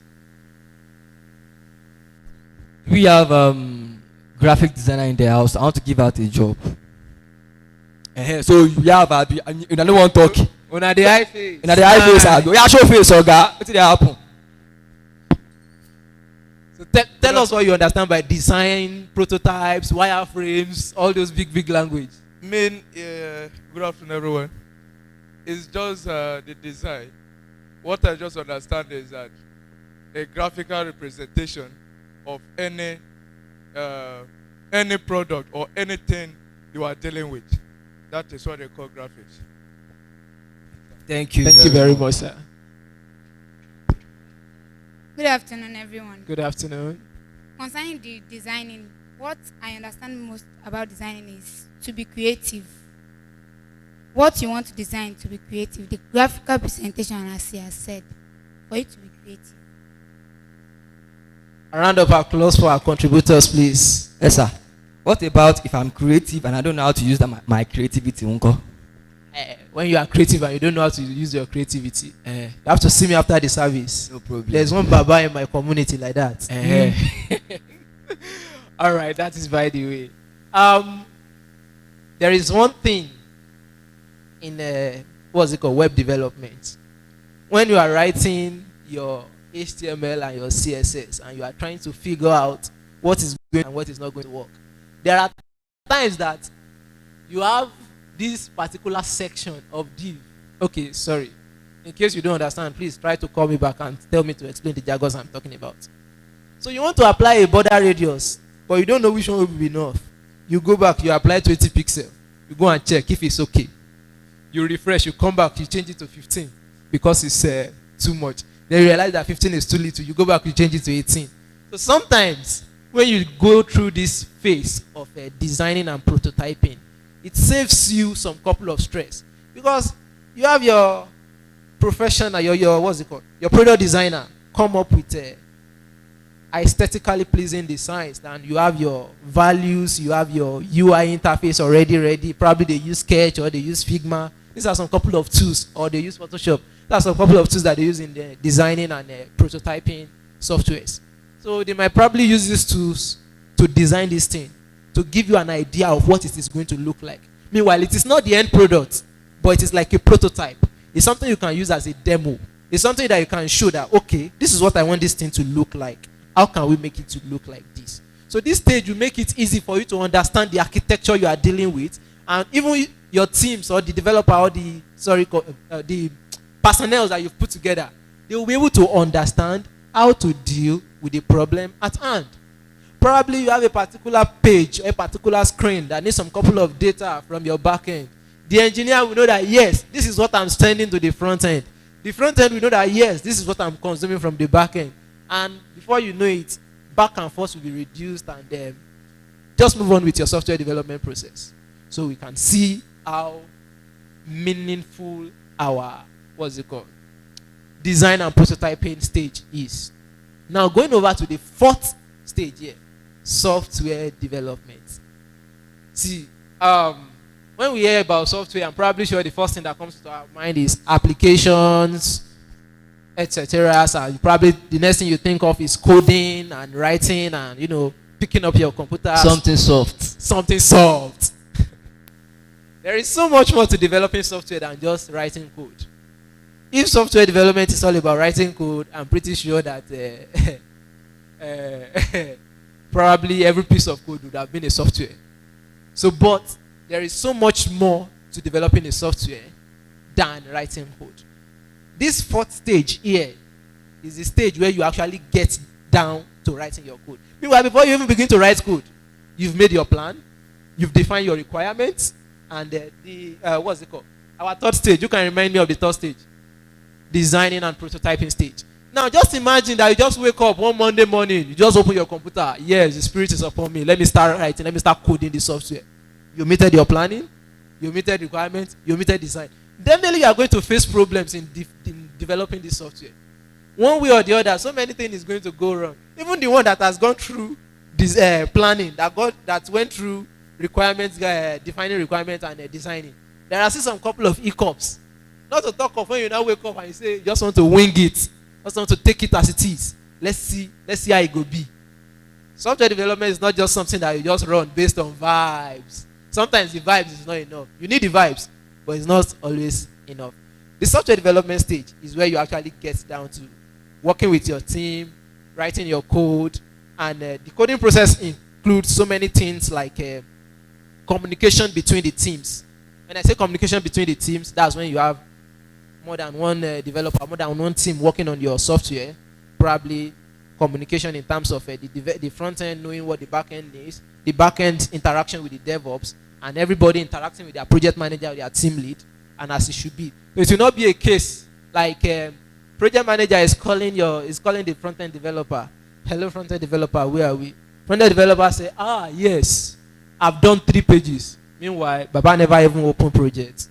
So this particular stage it also involves communication between the teams. After this, we go to testing. Now, before we go to testing is the fifth stage. Before we go to testing, it is always important to document your process, your code base. The reason why documentation is important is just because the very first time you are writing your code, it is you and God that understands what you are writing. By the time you come back to your code in the future, it may only be God that will understand what is there. So documentation is what will make it easy for you to say, yes, this is what I was trying to do here. As a backend developer, you've developed your endpoint. This endpoint is supposed to give you this data. Peradventure something happened. Maybe DevOps people, they messed up and the database is not connecting or something went wrong. It is your documentation that will make you come back and say, okay, this endpoint, that time, it is supposed to be giving me people's profile, but it is not giving me anything. What is going on? So documentation is also important in the software development process of stage 4. Now, stage 5, testing. Testing 1, 2. Testing. I'm sure most of us here are probably like, I think all of us, science students, if not all of us, science students, we did this acid-base and volumetric analysis in secondary school. Litmus paper. Yes. One turn red litmus paper to blue, another one turns to blue. That time. Even if you don't cook jollof rice, you don't go test them. Hey, testing is needed. Testing is needed. So who can tell me what they understand by testing? I don't they talk. I want me to talk to me, so I beg.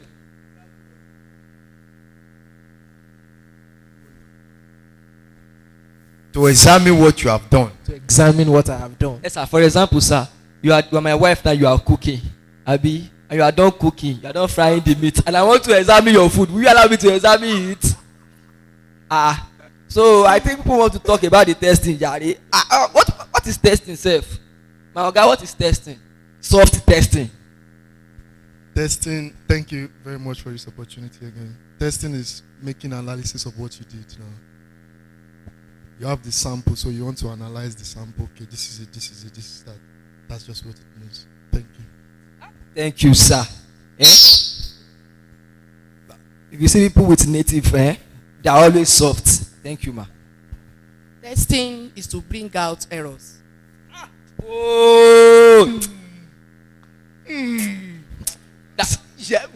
go see after the service. Please collect a matric number for me. No problem. Please, a round of applause for our contributors, please. Yeah, that's about some sub-testing. You want to see this thing. What exactly is going on with this thing? See, one thing about developing a software is that in the eyes of the developer, the software is always a baby. But in the eyes of the tester, it's just like something that you drag like Tiger Generator. See, when you are writing your software, there are some things that you probably click this button small. If I click it too much, it may stop working. As a developer, I will just click it small. But as a tester, I will use on my mouse to. This thing is not working, and before you know it, they will just come and tell you that your application is rubbish. So, anyways, there are different stages of testing. There are alpha testing, beta testing. Then testing can also be automated as well. And it is very, very possible for you to write scripts that helps you evaluate your code and even like catches errors before they even get to where they become a problem. Like some linting errors or some couple of tabs and spacing errors. There are some programming languages that favor spaces over tabs in terms of their indentation, and some favor tabs over spacing. And some need semicolon at the end. Some do not need semicolon at the end. Those are some couple of linting errors that you can easily fall into if you are a tech polyglot. A tech polyglot in the sense that you kind of interact and interface with so many programming languages. One moment you are writing JavaScript and you have to like put comma at the end of your line. It's not compulsory, but maybe it's something you do. And then you switch over to Python and you realize that, oh, I cannot. You start seeing errors, shouting up and shouting up. So it's very possible for you to have scripts that actually checks your code and see that, oh, you've actually added a comma where it is not needed. So before that your comma gets into the code base in production that will scatter something, it has already been identified and it has already been there to it. So that's an automated testing on its own part. Then when we are talking about alpha and beta testing, this is like stages where you compile your application and say, okay, let me release it for in-house testers alone. In-house as in like people within your team. Okay, let's say everybody here is in my team and we've just developed our calculator application. I send it to you, I send it to you. Oh yeah, help me calculate. So you people might still be biased one way or the other because we sabi ourselves, we look ourselves face to face. If you tell me say my app no work, I feel come like you want my slide, why you tell me say no go work? So that one is for in-house tester. But for people that are outside, like just release it to a very close circle of people outside the team. So then you now start evaluating and receive feedback from their own testing. So these are what you also use to design and develop what is known as a UAT, user acceptance, what's it called? Testing. Like how are people going to accept this thing when it gets to the outside world? This is why it is important for you to test your, what's it called? This particular phase, it helps you to reduce error, like my sister has told us the other time. Anything related to bug, glitchy, something that is going to crash your application, it helps you to catch and reduce them. And it also makes it easy for user to accept your application. Now, going over to deployment. Now, I've developed this application. I've tested it, I've received feedback, and my feedback is looking positive. So now I'm all gingered that, yes, let me push this thing outside. Let me get it outside. Let me outside world. This is when you now have to start considering how you are going to go about getting it to a place that will be accessible to people outside your circle. You know, when I say it is very possible for me to release this thing for people in my circle, when you are developing something on your local machine, you are running it on local hosts, as it is popularly known as 127.0.0.1. That's your own personal network. It's very possible for you to expose this application to people that are on the same network with you. But what about people that are on outside network? Well, this is where the World Wide Web and the internet comes into play. You have to start considering packaging and building this thing. Let us deploy. Let us push. Let's take this thing to production so that my friend that is at Bodija can actually like join and access and visit this and use this application without being in my immediate environment. The process of deployment can be complex depending on, number one, the requirements of your infrastructure. Probably what you are developing is more or less like software as a service, what's it called? Software, a SaaS project. You definitely need wide infrastructure, wide resources in terms of the space, in terms of the memory and the processing power of your server. So all these things are what they will be catered for in a planning and requirement stage, so that by the time you get to deployment, you not start bothering yourself about what am I going to need for my server, what am I going to need for processing power. Okay, 12 people are going to be using this thing at the same time. Will they face problems? Do I need multi-threading? So these are the things that planning and requirements will help you deal with before you even get to deployment. Then lastly, operation and maintenance. Operation and maintenance. Now when we talk about operation and maintenance, you might probably will be wondering that maybe we've developed, we've deployed, what else? The process of software development is continuous. And the main reason why it is continuous is because software itself is dynamic. Like, it is ever changing. What you did today that works well, you may wake up tomorrow and you realize that it is a problem and it's not even working at all. And you'll be like, not be me do this thing yesterday. You'll probably be wondering, am I testing my code or is my code testing me? What's going on here? So this is why operations and maintenance is very, very necessary. It is needed in the software development process. And any issues that were not dealt with during testing, any bugs, any errors that you didn't catch during testing, definitely operation and maintenance is the particular place where you tackle it. You face it head on and you deal with your bugs. And with that being said, please, who can explain any two stage? I've mentioned like 7 stages. So okay, I'm not going to give origin. Any 2 stage of the software development lifecycle process. Don't talk about planning. Don't talk about requirements. Don't talk about design And soft work. and software. Mention any 2 stage. Mention and explain. Thank you. One, testing, where you are going to locate your errors. Okay. Then deployment, where you are going to take it out Okay. for people to access it. All right. A round of applause, Sorry, please. bank is scarce in Ibadan too. That is why we don't have cash with us. Match transfer. Oh. Any other contribution, please? Contributions. / questions, please. All right. So I don't talk rubbish. When I get with you, I won't use drag me. Question. Or if you have question that you want to ask the Nacos community, the what's it called, deaf community, please, you can actually throw it out now. If you have any question to ask the Nacos community, please. Ibere. Okay, soft too.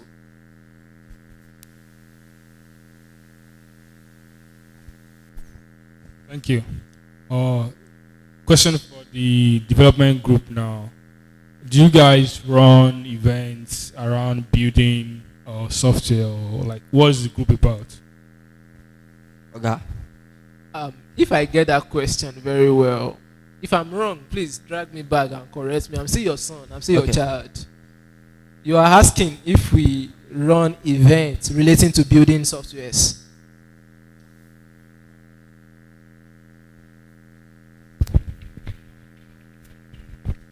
So I'm just curious about what the group is about, and is it different from Nacos in general? Okay. The developers community is actually the community that is running directly under the umbrella of the National Association of Computing Students, and basically what we deal with is just taking care of the development and engineering aspect of computer science. By saying development and engineering, now we've talked about Sdlc. We mentioned the coding aspect, we mentioned design aspect, we mentioned testing. So in developers community, we try our possible best to groom people in software development, to groom people in product design, to groom people in network analysis, to groom people in cybersecurity. I said we try our very best. I'm not saying we are perfect. I'm not saying we are flawless, but we try our very best. And at least over the last 1 to 2 years, there are so many events online that we've actually organized just to make sure that we are trying our best to pass in across addition to what you are saying. Yes, sir. Sometimes ago we organized a program on Java. How many of us attended? Java? Nobody. GitHub? Nobody. GitHub? We have it. GitHub or Java? Lubato. So nobody attend. That is one of the issues we are facing. Each time we actually pull out some things that we want to organize a program on one or two things, we don't used to participate in it. Then how do you want us to pass out what we have in store to us? And we are going to make sure that in this our next semester, I mean this coming semester, I be it has already started safe. We don't have mid break safe. Sorry, Charlie. So we are going to organize another program that is going to have effect on all our chapters. Please, we are begging, kindly try to participate in it. Thank you. And if you have any further questions too to ask.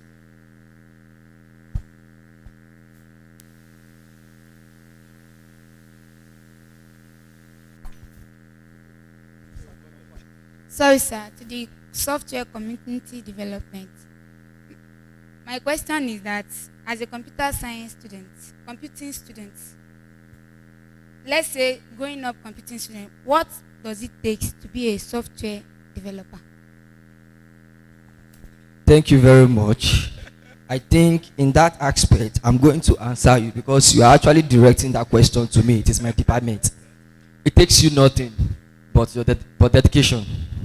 Sure, you understand? And we can never enforce or force you to do anything without you having interest or passion for it.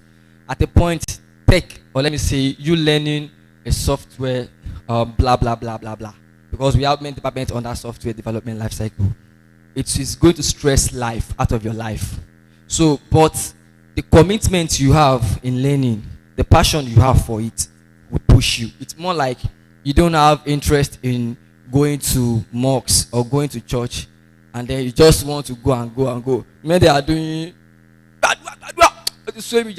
just dark, as it just how it is. But you can see us for further inquiry after the service. Thank you.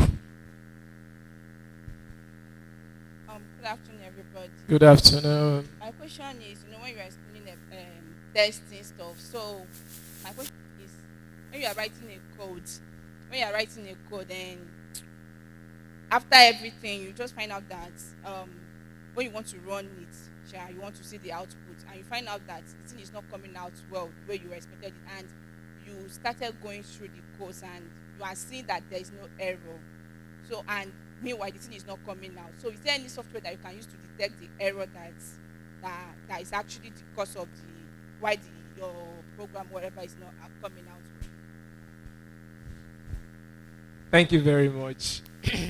Let me start by saying, see this coding thing, levels day. See, my guy here, now my guy for like this. Me, I'm like this.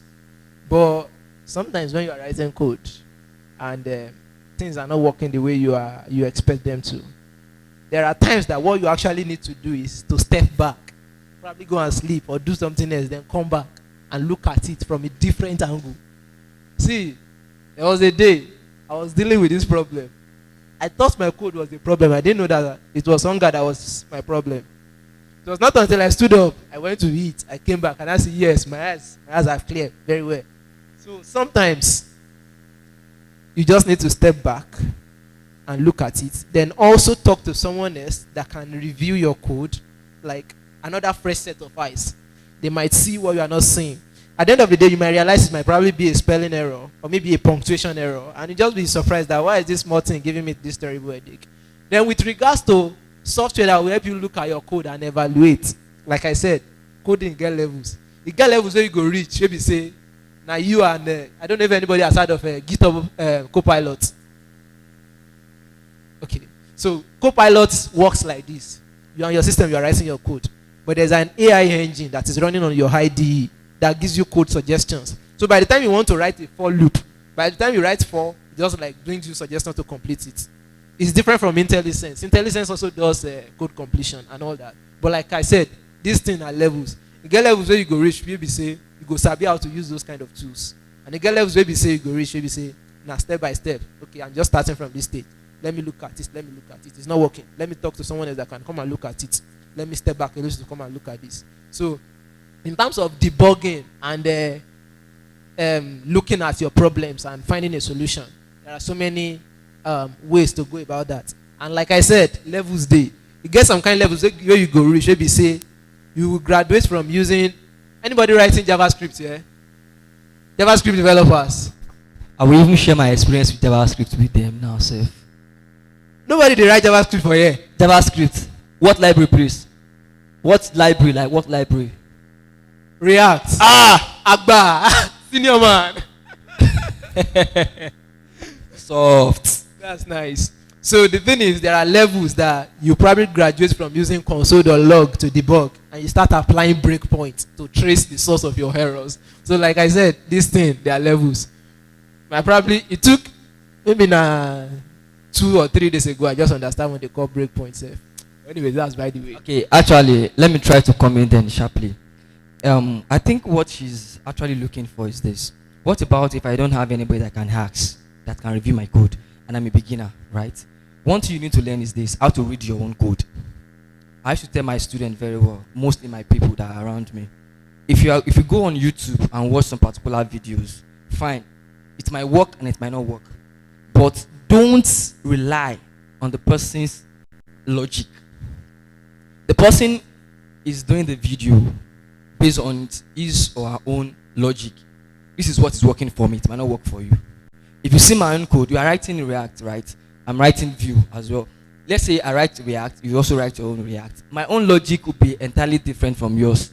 Then we'll be arriving at the same thing. Sure, you understand? So if your code is not working, sometimes ago, like 2017 or 2018, I was writing JavaScript. Full script, sir. At a point, nothing happened. But I deployed it, it wasn't working again. Like everything just scatter. What is going on? For like 2 weeks, I couldn't get what is going on. Later on, I now pick up the line one after the other. That is how you read code. You pick up the line one after the other. And I'll say that it's just a semicolon that is causing problem.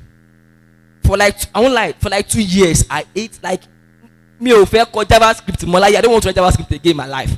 For like 2 years, I don't write JavaScript. Say JavaScript, they go your way, they go my own way. Because for like 2 weeks, just a semicolon, you know the work. Put on yourself and make it the work now. You know if you do, because it is instruction. So you have to learn how to read code line by line. Thank you. Thank you very, very much. Any other question?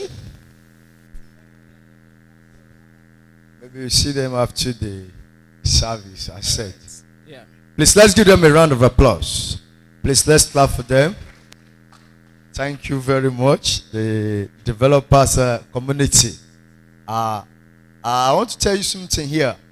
Don't hide yourself. Everything they are saying here, if you know you are a novice of it, it's better you speak up.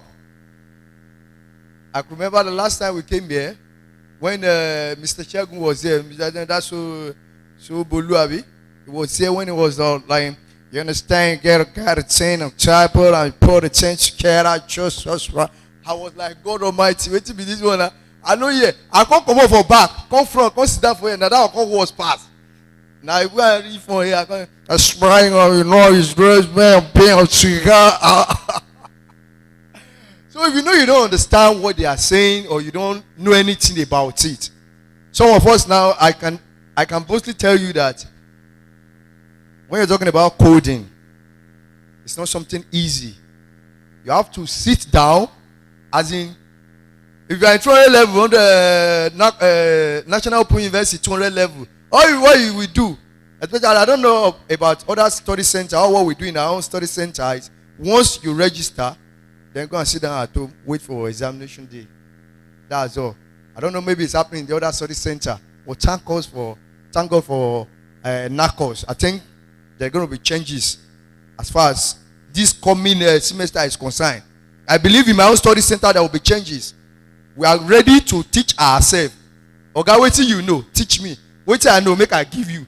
So that when we share knowledge, at least we will grow. Initially, I was looking at it that computer science is just a very simple something that will just go there. Okay, when I come across 2, 2, 1, when I read, it is a no green enter. Wait till they happen.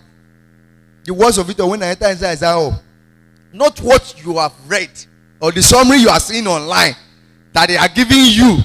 You know, the worst of it all is that they have people spoiled us. Do you know how they spoiled us? During test, you are free. Oh boy, okay, they never throw test for inside online. No, you go they wait for the test result come put on exam. Go find where you won't see results. So we need, if you know you don't understand what they are saying, try to ask question, learn. That is the reason why we are here. So we are closing for today. I believe those footballers, they are ready on the pitch. They are waiting for us. We are going to watch match. We have a lot of activities gathering this summit, this 2022 summit. So it's not just for us to come here and just come and say, like what I would love the way Mr. Shekun is talking. I want to be talking like him. You know, we're not just here just to come and learn, and we don't understand. So we call on the president, the national president, for the closing remark. Please let's jam our hands together for the national president for the closing remark. Thank you. We don't have enough time. Okay, we've have enough an interesting day all over. So for me, if you learn something, please just give yourself a round of applause today. I start learning from what Mr. Shekun starts saying, you know, regarding cybersecurity. Even though despite the fact that I'm still like maybe 30% I've been growing in tech. So I've been able to learn a lot of things. All I need from you guys is, you can't know everything. Especially you can't know everything what the speaker is saying here. But if it is one thing you can pick home for this summit, you are growing. Knowledge is not in a day. Knowledge is now what you've been doing consistently. And when you do something consistently, there is no how you want to do. You will grow. That is how it is. Grow is not by, oh, I read this. That's all. No. Growing is when you start reading A and you were able to pronounce A tomorrow, and you read B and you pronounce that B tomorrow. Even off head, you can read it. That's how to grow. So what I need from you guys tonight, I believe there will be a lot of things that are said by one of my executives here. So I believe you've grown enough to know that competing is beyond passing exam. Coming out with first class. I might not come out with first class. Yes, I'm saying it boldly. Yeah, I might not come out with first class, but does not depend on the knowledge I have. What matters is when you grow in knowledge, first class to you won't even. It's good though. I'm not saying you should not come off with first class. It's good. I actually look at the record. I asked HOD one, then I said, can we have the record? Like, how many students have come out with first class in computer science of the National Open University? He said, 1. I said, wow. He said, like, is it that since the year that they now has begun, or I don't know. He said, maybe during this tenure. I said, okay. First of all, it's good. But even though we have it, there is no platform to bring them out. This is what we lack. In other institutions where we have, when you are graduating as a first class student, companies are ready to recruit you the day you graduated. Like, they are ready for you. They will be begging. When you have, what's the name of this company? I think I'm trying to remember them. Yes, they are always on ground to give scholarship to best graduating students. Do your masters for free. Yeah, it's good. But trust me, I don't think I can. And what's now good is that self-development. Meet with people. See, you have a lot of people. I can meet with anybody here. If it is I, if it is I, if it is I, if it is I, at least I've grown. If it is what you come and do here is networking. So that when you get home, you can person alpha. What's this called? My Oga, you remember the last time they taught us? Can you just, because you network, you are asking the person you network question. You can even tell the person, Alpha, I don't know this thing. And this is how to grow. Becoming the president is not by, it might just be a position for me. What matters is the knowledge. If you have knowledge, see, even a small boy or somebody greater than you can command him. It's not the age, it is the knowledge.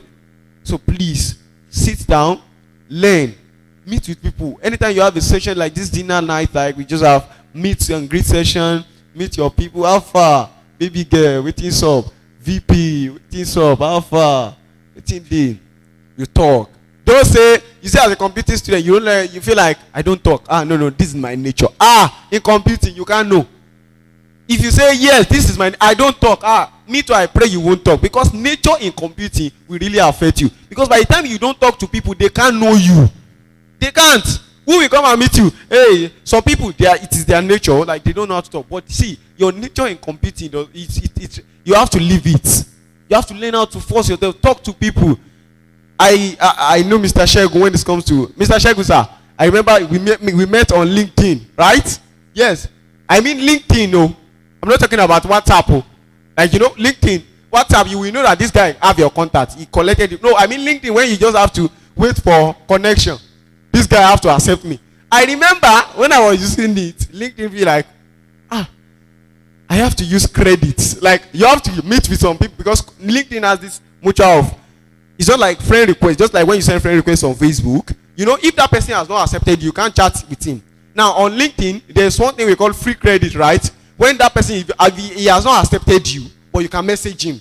But there's always a deduction. Maybe they give you 5 credits, maybe a sum of credit that you just receive. So that credit, what is you chat with? Maybe, I think, how many people say, Mr. Shegun? Maybe is it 5 or 10 people? Once you can chat with the 5 people, that's the maximum. That means you will have to put your ATM card to have access to people that does not have. And about the one funny thing is, if for example you want to chat with what's it called, let me say Dangote, for example.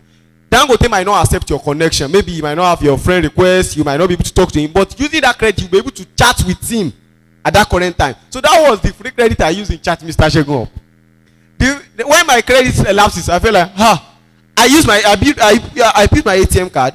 So mistakenly they deduct 26,000 because I did not do it on time. So I feel like so because when you did not cancel it, it has to feel like, and before you can have access to that free credit, you have to put your ATM card, so that when it elapses, they'll be able to deduct money. Can you see what I'm saying?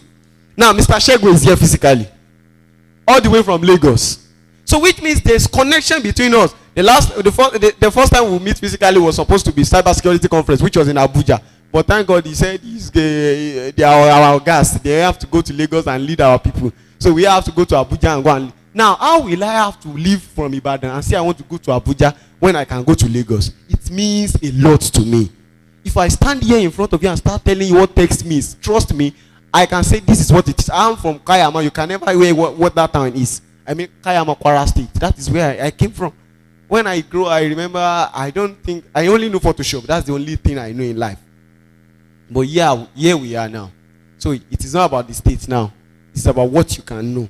So please, build yourself. Let's network. Meet with people. Don't just talk to them. I have Erua vice president, right?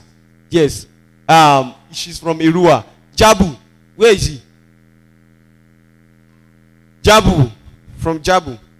Okay, yes. Can you see now? Can you see? They are coming from different institutions and put me now. Can you see that this thing is not about the schools now? It's now about what are you trying to learn. Sure you get. So I will be introducing one of my executives, Vice President for Infotech President Lagos. Please rise up. Let's see you. Thank you very much. And MC Makati Vice President. Let's give them a round of applause. Every MC Makati Vice President. Thank you very much. My executive are outside. A lot of them are there.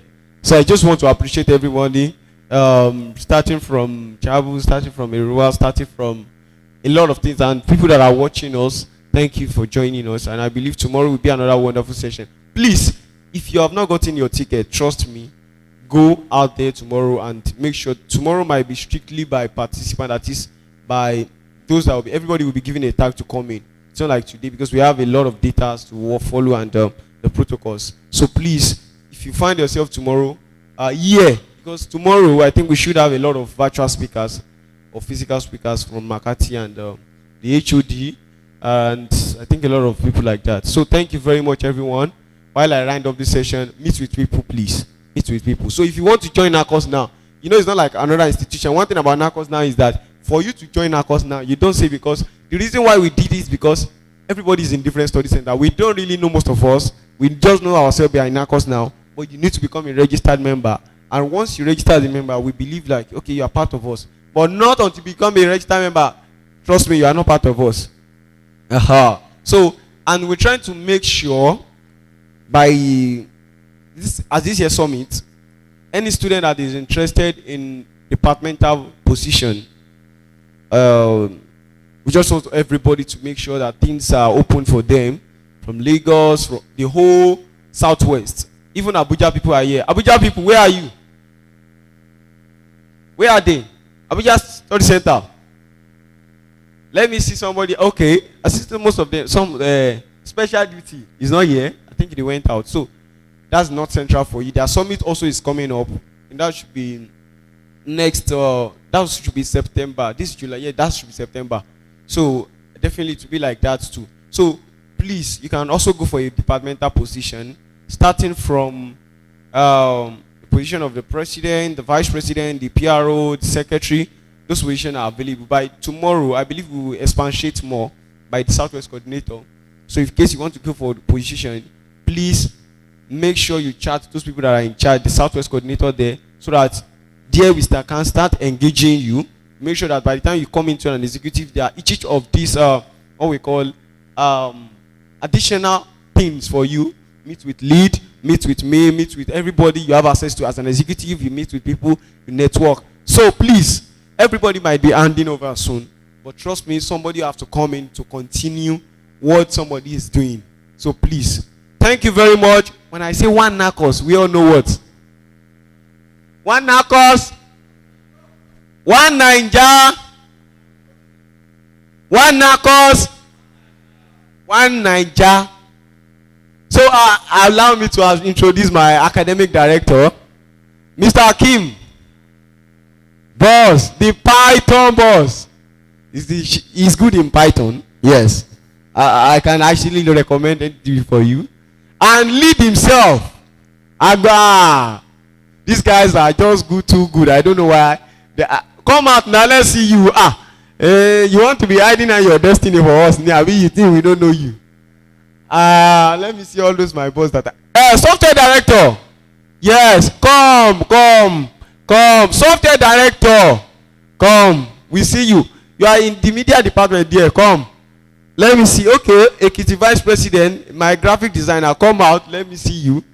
I submitted by their fruit. Which I what? Which I know them. Thank God. Let me see them. And should I say? Me, even though he's also a boss. Cyber what? Cyber son. Mr. Shegun, permit me to introduce one of my people here, Cyber son. So his passion for cybersecurity is not here. His passion for cybersecurity is up there. It's up there. Like, I mean, when you're talking about people that want to be good, they are really having passion. But I believe you meet with Mr. Shegun after this year, please. Meet with him. Mr. Shegun, please allow him. Let him come. So who else again? Let me know them now. Even though these people, they are bad guys, but let me just. Okay. You don't want to, you can hide yourself, but no problem. Trust me, I get you covered. Okay, no problem. Thank you very much. How is everything going?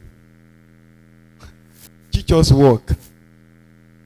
These people are looking up to you, looking unto Jesus, the author what? Of our faith. They are now looking up to you. Help us. So I believe we have these guys here. Trust me, these are guys that they are the backbone. At least when we want to rest, these are people we rest on. He's in charge of our website. I mean, anything you see, you want to register anything. Now my software director is always active. He's always there for us. Help me appreciate him. Your else you can't pay payment online. No, help me appreciate. I'm not hearing a sound now. And this guy has been so supportive so far, honestly.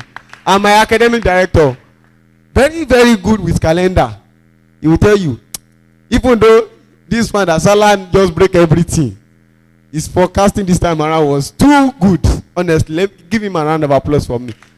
And see my boss here. It's always my boss. You can see the way he's talking. You don't let me introduce it to you. You know who I am talking about.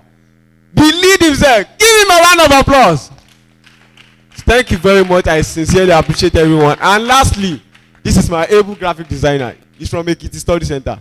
Can you see? Even though it was flight you took down here, don't say it. Don't say it. Let. Is it, what concern you? You don't need to know. So thank you very much, everyone. Okay. If by the executives, please, if you are here, please raise up your hands. By the executives, I don't know if they are here.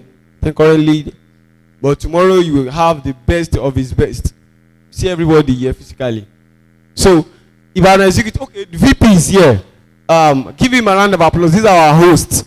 Ibadan Study Center Vice President. Let's have you here. Let's have you here. Let's have you here. Let's have you here. Let them see the boss. Fuamoto now. Travailler. Yeah, that's the guys are too good. Thank you very much. Without these guys, I don't know what will be today. Thank you so much. And I want to see all executives, they will be meeting tonight. No rest. We have to work from one to another. So as I said earlier, if you want to contest for a position, trust me, see the who do I see? Okay, see the vice president by the study center for me. Please. If you are interested in any position between Nacos now, so please let us know. So henceforth, before national conference, which by God grace is either in Abuja or Lagos, the spirit will tell us what to do. But by God grace, we should have election this time around, strictly elections where everybody should be able to vote is which person you want. So thank you very much, Vice President. Special duty Alpha. Show. Yeah, these are my guys that came from Abuja. Let's appreciate them. We only limit it to Southwest, but you guys say, "Oh, more, I have to be here." If you are in Ibadan, you say you can't be here. No problem. So thank you very much. Special duty. Do you have anything to say?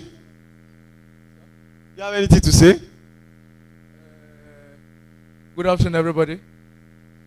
I don't have any other thing to say than to say thank you so much.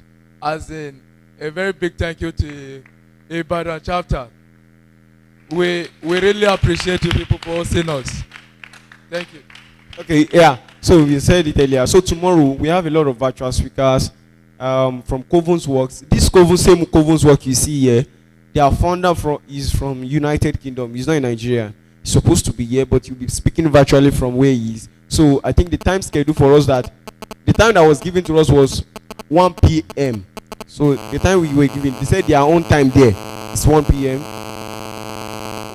So we also have MC McCarthy, Story Center Director, will be speaking tomorrow. HOD will be speaking tomorrow. And I think Somida's Blockchain Technology will be speaking tomorrow. And who is again? Okay, AppWorks Force. Black in Tech, our people from United Kingdom. You might not hear what they will say, but just listen. But learn. So, my MC, come and take over. Thank you very much. See you all. If your dinner party is 8 p.m., 8, and that same lodge. So we've been able to, don't mind us, anything you see. So in case you cannot see anything today, trust me, everything is covered tomorrow. Don't be food though. Yay! Let's just have the best of fun while you come. Don't just eat while you eat. Meet with people like me now. I meet with this guy. I don't, Mr. Shego is one of my priority there. After the chop, I go, they talk to rounds. Therefore, Mr. Shego, waiting this off. Show us way. At least, please. So let's meet with 8 p.m. So 4 now. This is already to 4, right? Football match inside Polytechnic of Ibadan. I think Nacos now with Polytechnic of Ibadan students, they'll be having a match. So with one of our sponsors say that he's dropping money between them. So this has actually caused one of these big focus now. Like there's a money in between anybody that win. I don't know. They said 40,000. I don't know really how much they are giving them. Okay, I will get the information. Where is the sport director? He should be here to give us that information. So if we know we want to go, they said they have gone to the pitch. So we have to meet them. But if you know you are not going, please. The Southwest executives, please, we will have to, especially Ibadan, let's lead those guys. If you know you book an accommodation or you are yet to book your accommodation, let's just go straight down there. book your accommodation. If you know you are in Ibadan, you want to sleep, no problem.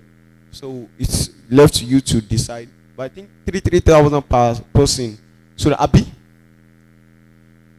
we go play match. Even this guy like match. Okay, VP said we are going to match. So where exactly? Where exactly? South. Okay, they said south. I don't know for those that are. He said you don't know south, but I know east. So let's. Me say I don't know it there. But if you know you are not ready to watch football, just go straight to where you are lodging. Let's go and lodge and everybody could rest. Okay, the lodge, right? So, this guy. Okay, where's Moses? Why you hide your face now? So this guy is in charge of the accommodation. So please, how are we going to direct them? So I think he's going to say it. Maybe we'll find a miss. So thank you very much. You just speak the conclude and Okay, thank you. If you know you want to go for your accommodation, just see Mr. Moses. And if you're going to the pitch, it's Ibadan Poli directly to the field. So I think we are done with all what we are here for as far as today is concerned. We thank Almighty God for the success of today's summit. I will pray God will continue with us tomorrow by His grace. So I think thank you very much. You are highly welcome. Thank you, thank you, thank you, thank you.